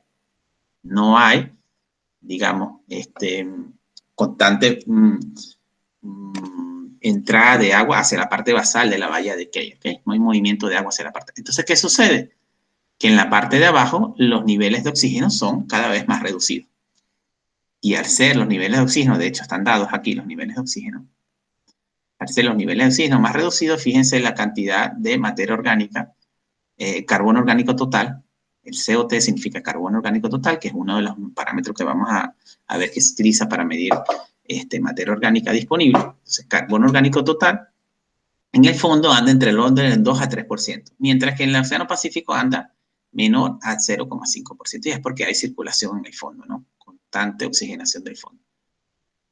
Entonces, una barrera fisiográfica controla las condiciones de anoxia. Entonces, por supuesto, donde hay más anoxia va a haber mayor preservación. Pero también la sedimentología. Y esto lo hablamos, lo dedujeron ustedes inclusive.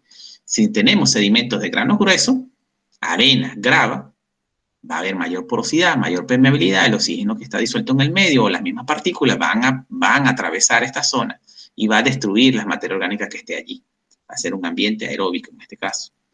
Pero si tenemos sedimento de grano fino o carbonato lodoso, ¿vale? Cada vez va a haber menos porosidad, menos permeabilidad, el oxígeno disuelto no va a poder penetrar esa red sedimentaria y se va a quedar entrampada ahí la materia orgánica y se va a preservar. ¿Okay? Va a haber buena preservación en grano fino. Ustedes dedujeron que las partículas, las rocas de grano fino, van a ser unas buenas rocas generadoras. También que va a estar controlada, por lo menos la estratificación de agua, ¿no? Aquí hay diferentes modelos de estratificación. Tenemos el caso 1, donde hay agua, donde hay agua fría en realidad, totalmente circulando, pero si tenemos una estratificación simplemente por temperatura, en este caso agua cálida, agua un poco más fría en el fondo, entonces aquí va a haber una estratificación de agua y no va a permitir oxigenación del fondo, y va a preservarse, ¿no?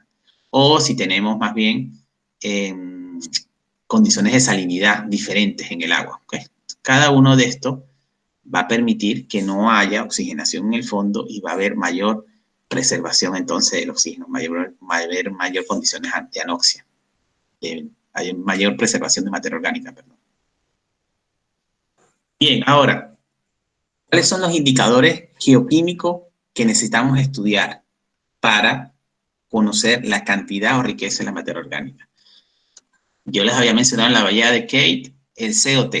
El COT es el acrónimo de carbono orgánico total. Okay, el carbono orgánico total viene dado por el porcentaje de carbono, de la masa de carbono orgánico que se encuentra en una muestra. En este caso incluye el dead carbon, que significa que el carbono que viene de los carbonatos, acuérdense que el carbonato, que sea CO3, también tiene carbono. Ese carbono que viene en los carbonatos no produce hidrocarburos. Dentro del negocio del hidrocarburo es llamado el carbono muerto. Okay. Entonces, ese carbono se mide dentro del carbono orgánico total, dentro de este ensayo. Este ensayo nos dice tanto carbono orgánico total como carbono orgánico carbonático como carbono orgánico biológico, vamos a llamarlo así. Bien, el que a nosotros nos interesa es el biológico, es el que va a producir hidrocarburos. Entonces, cuando este parámetro nosotros lo medimos en el laboratorio, nos da los dos sin distinción. Entonces, es un parámetro que nos sirve a priori para saber si hay potencial o no, si hay cantidad o no, pero que tenemos que mirarlo con cuidado. Porque si agarramos una caliza, si hacemos de hecho una concha, te agarran una concha compuesta de calcita o de aragonito y miden el carbono orgánico total, le va a dar casi que 100%. Bien.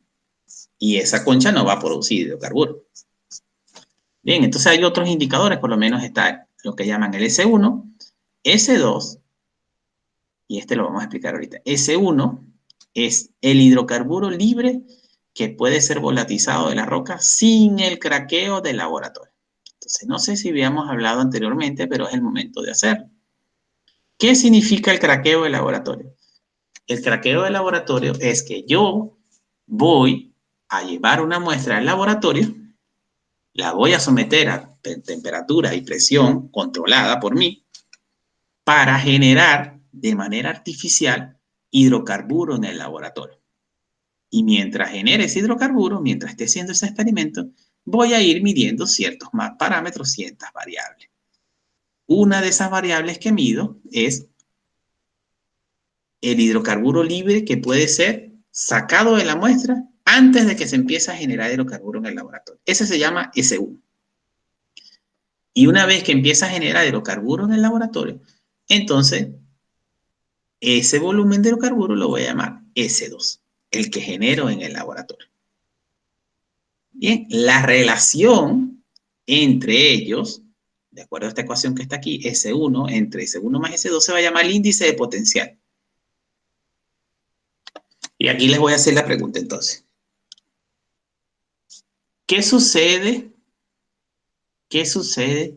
si una roca madre o una potencial roca madre que ustedes muestrean en su trabajo de campo y que la llevan a un laboratorio está en ventana inmadura? O sea, no ha entrado nunca a ventana de petróleo. ¿Cómo será el S1? ¿Qué valor tendrá? ¿Será mínimo? ¿Será máximo?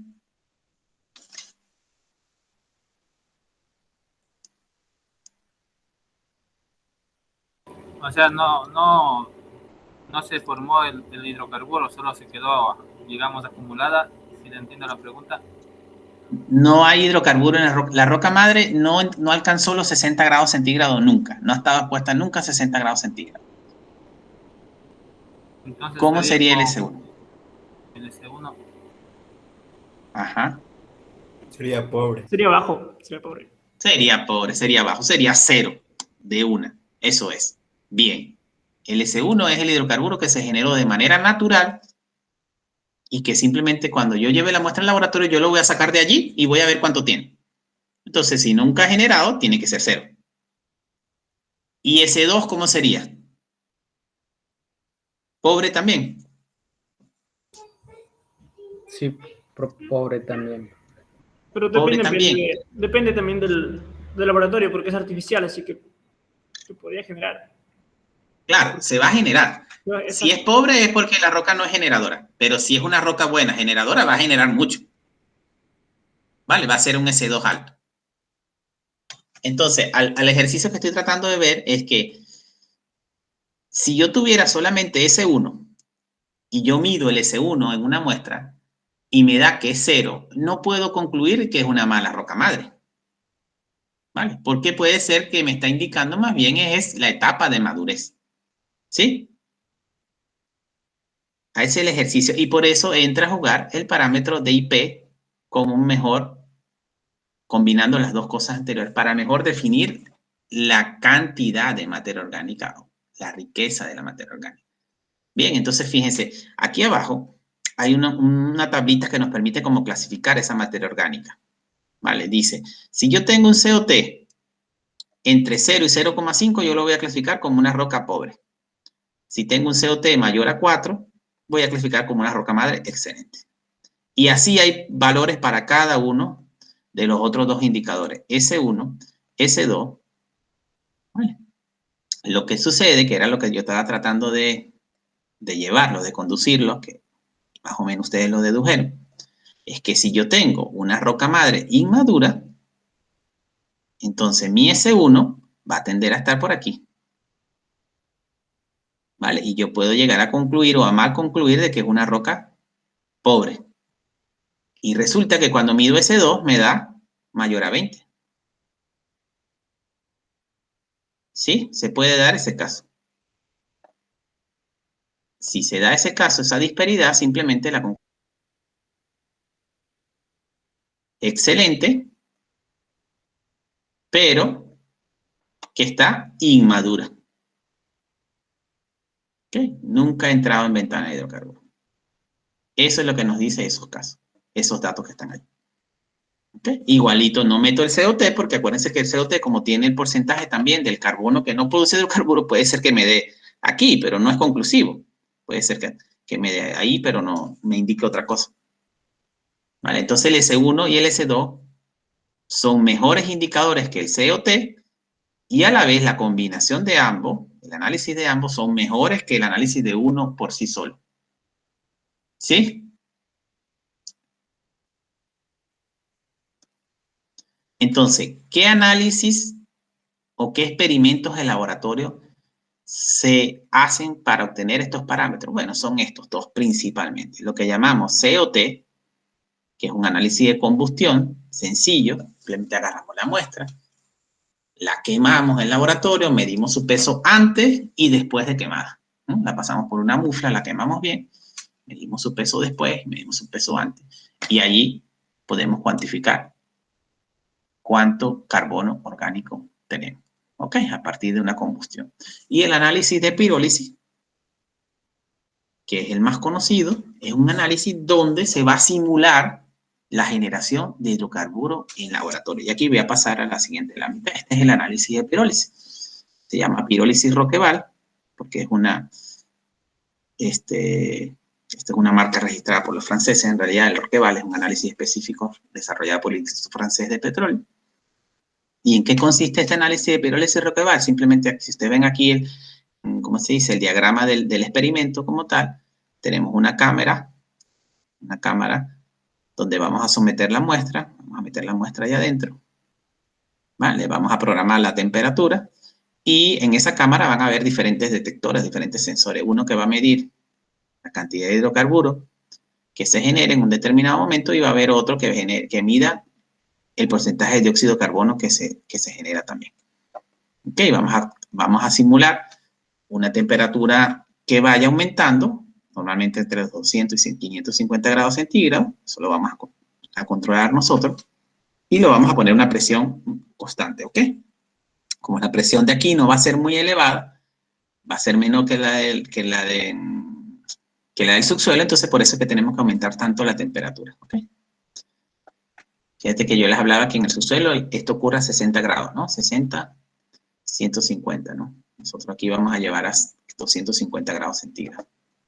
Entonces, nada, lo primero que hacemos es volatizar, sin aumentar mucho la temperatura, volatizamos y medimos el hidrocarburo. Cuando medimos el hidrocarburo, que ya está presente, antes de los 250 grados centígrados, este es el S1, el famoso pico de S1, que aparece aquí. Bien. Después, cuando empecemos a aumentar temperatura hasta los 550, estamos midiendo otro volumen que va a ser el segundo.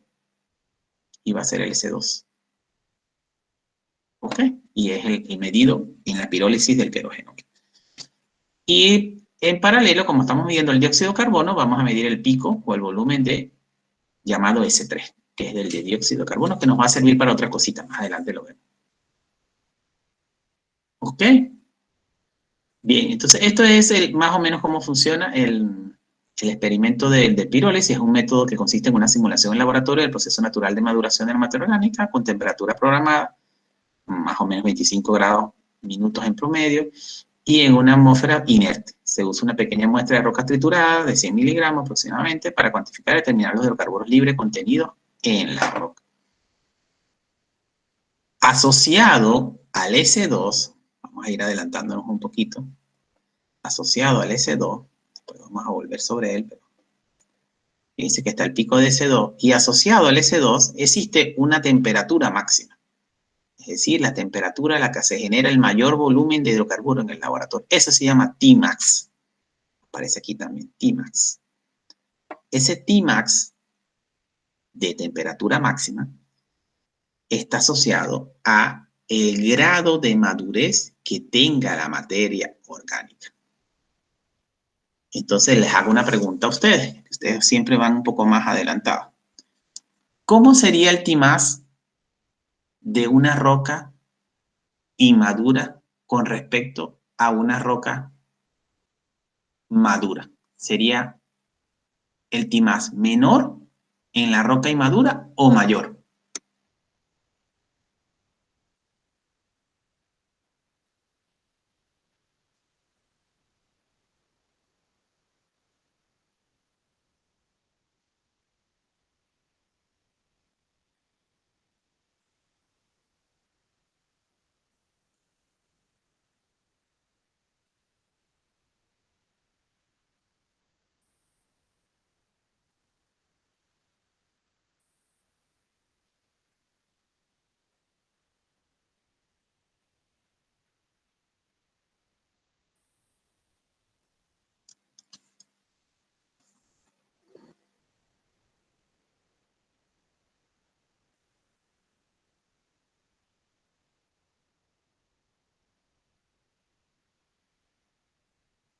Menor, nos dice Josué. ¿Están de acuerdo con Josué? No, profe, el Tmax coincide con la curva S2. ¿Sí? Entonces, una roca si no esté madura podemos generar en el laboratorio hidrocarburos, entonces, ¿Sí? no sé. Correcto, pero va a variar dependiendo del grado de madurez de la roca. Vamos a tener que meter mayor temperatura o menor temperatura para poder generar hidrocarburos en laboratorio. ¿Sabe? Mayor temperatura sería.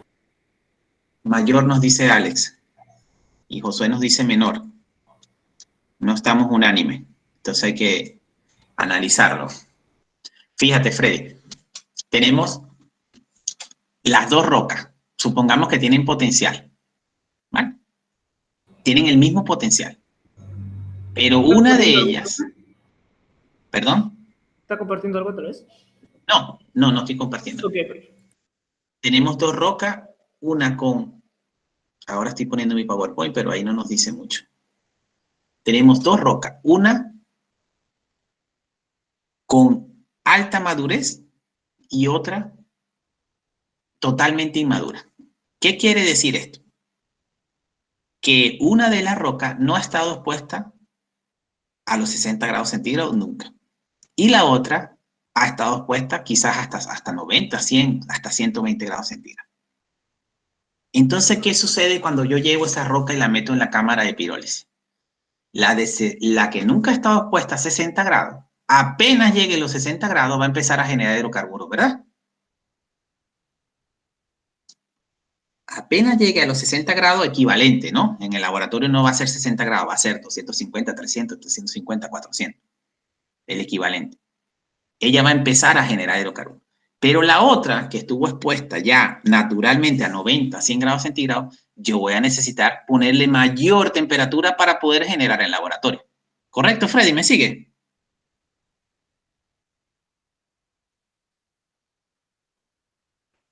Sí se le sigue, profe. ¿Sí?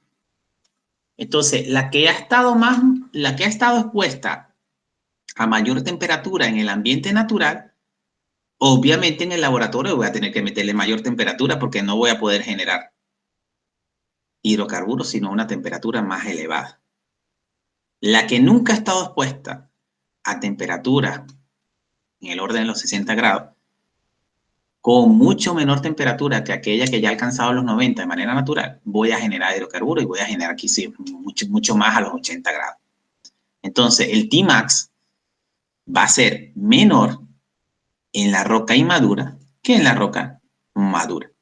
Entonces, de hecho, el Tmax es un parámetro que se utiliza para conocer el grado de madurez de la materia orgánica, que es una de las tres cosas esas que buscábamos caracterizar. Ahorita solamente estamos viendo cantidad o riqueza, pero como aparece el Tmax dentro del análisis de pirólisis, también vamos a ir adelantándonos porque nos va a servir, de hecho aquí lo indica abajo, en el resumen del grafiquito dice madurez. ¿Vale? El pico de temperatura llamado Tmax nos da ideas de la madurez también. Ok, no se preocupe que ahorita vamos a volver. Ahora, ¿qué tipo de muestras nos sirven para caracterizar la madurez? Diferentes tipos de muestras. La ideal, esta que está aquí, que está analizando este señor, aquí. ¿Qué son estos? Son barrenos o núcleos tomados directamente de la roca madre en el subsuelo. Si nosotros agarramos y muestreamos allí, sería genial porque vamos a tener las características de la roca madre en el subsuelo. Bien, sea de aquí o de acá. Si nosotros podemos agarrar también lo que llamamos ripios o cutis en inglés, esto que está puesto en estas cajitas es las sobras que van saliendo de la perforación. A medida que avancemos en la perforación de un pozo petrolero, el material que vamos rompiendo en el subsuelo lo vamos extrayendo a superficie y ese material se llama ripios. Lo que sucede de aquí, de esta muestra, es que muchas veces, imagínense las temperaturas de perforación cuando estamos a 2, 3, 4, 5, 6 kilómetros de profundidad. Okay, las temperaturas de perforación ahí sobrepasan los 90, los 100 grados centígrados. Entonces, estos restos vienen totalmente alterados de las condiciones naturales de temperatura en las que se encuentran expuestas o las que han estado expuestas. Entonces, puede ser que tengamos ahí una roca madre que nos debe decir que está sobremadura, pero es porque la sobremaduramos cuando la perforamos, ¿ok? Y lo otro que también podemos tomar muestras en superficie. También podemos tomar muestras en superficie y analizar su cantidad o riqueza. Fíjense que hay tres tipos de muestras entonces, la de los ripios, la de los núcleos, la de superficie. ¿Cuál es mejor que una? Bueno, la de los núcleos definitivamente. Pero si no tenemos cómo muestrear núcleos, tenemos que ver si podemos utilizar la de los ripios o si no, la de superficie. Lo importante, más que todo, es saber las limitaciones o los alcances, mejor dicho, de cada una de ellas. Si yo muestreo una roca en superficie y le hago estos análisis de cantidad o riqueza, tengo que tener cuidado cuando pretende extrapolar esos datos al subsuelo, porque de repente en el subsuelo las fases de esa misma roca son diferentes. ¿Vale? El grado de la cantidad de materia orgánica puede ser diferente en el subsuelo.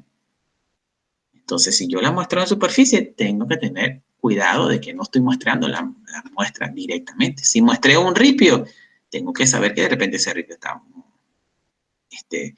quemado. Tengo que saber las temperaturas con que se perforó el pozo. Y si muestreo el barreno, bueno, genial, pero lo que pasa es que la mayoría de las veces nosotros no vamos a perforar un pozo para buscar un barreno o una roca generadora. Buscamos el barreno de la roca yacimiento, que es la que nos interesa caracterizar porosidad y permeabilidad. Si ustedes logran convencer a su gerente para que les haga la toma de un barreno de su roca generadora, sería genial, pero no creo que lo logren hacer, ¿ok? Los gerentes van a invertir dinero en las rocas yacimiento, no en las rocas generadoras. ¿Y por qué? Sencillo, porque las rocas generadoras, la mayoría de las veces, van a estar por debajo de las rocas yacimiento, la mayoría de las veces.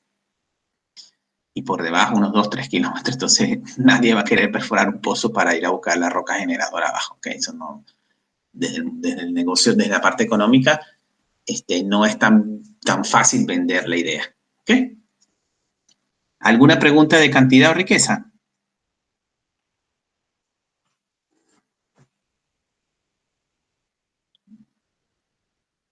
Ya son las 5, vamos a parar aquí. Eso.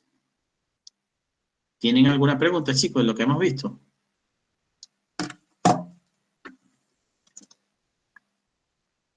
Esa era la última lámina de cantidad de riqueza y después veníamos con calidad. Eso lo dejamos para mañana.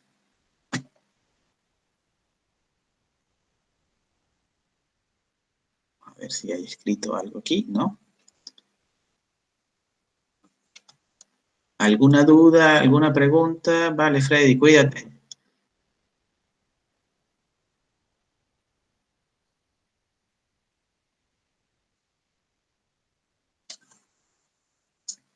¿Alguna pregunta de la práctica? ¿Cualquier otra cosa que no tenga que ver con lo que hemos visto hoy? Gracias, profe. Hasta luego. Vale, Profe, cuídate. una pregunta. Ajá. Hoy día no Sí. teníamos programado una prueba, o me equivoco. No, la prueba de hoy día no la íbamos a hacer, Estefanía, porque no terminamos de ver sistema petrolero la semana pasada. Ah, ya, Entonces, profe, gracias. es la semana que viene. Ya, ¿Ok? gracias, profe. Hasta luego. Vale. Profe, Ajá. buenas tardes, ¿cómo le va? ¿Qué tal, Juan? Profe, me preguntaba si me podría dar unos minutitos, profe, quiero una... Sí. Vale, voy a parar la grabación y después nos quedamos favor. hablando. Vale. Entonces, son las 5 de la tarde, procedo a cerrar la sala de la clase de Geología y Hidrocarburos.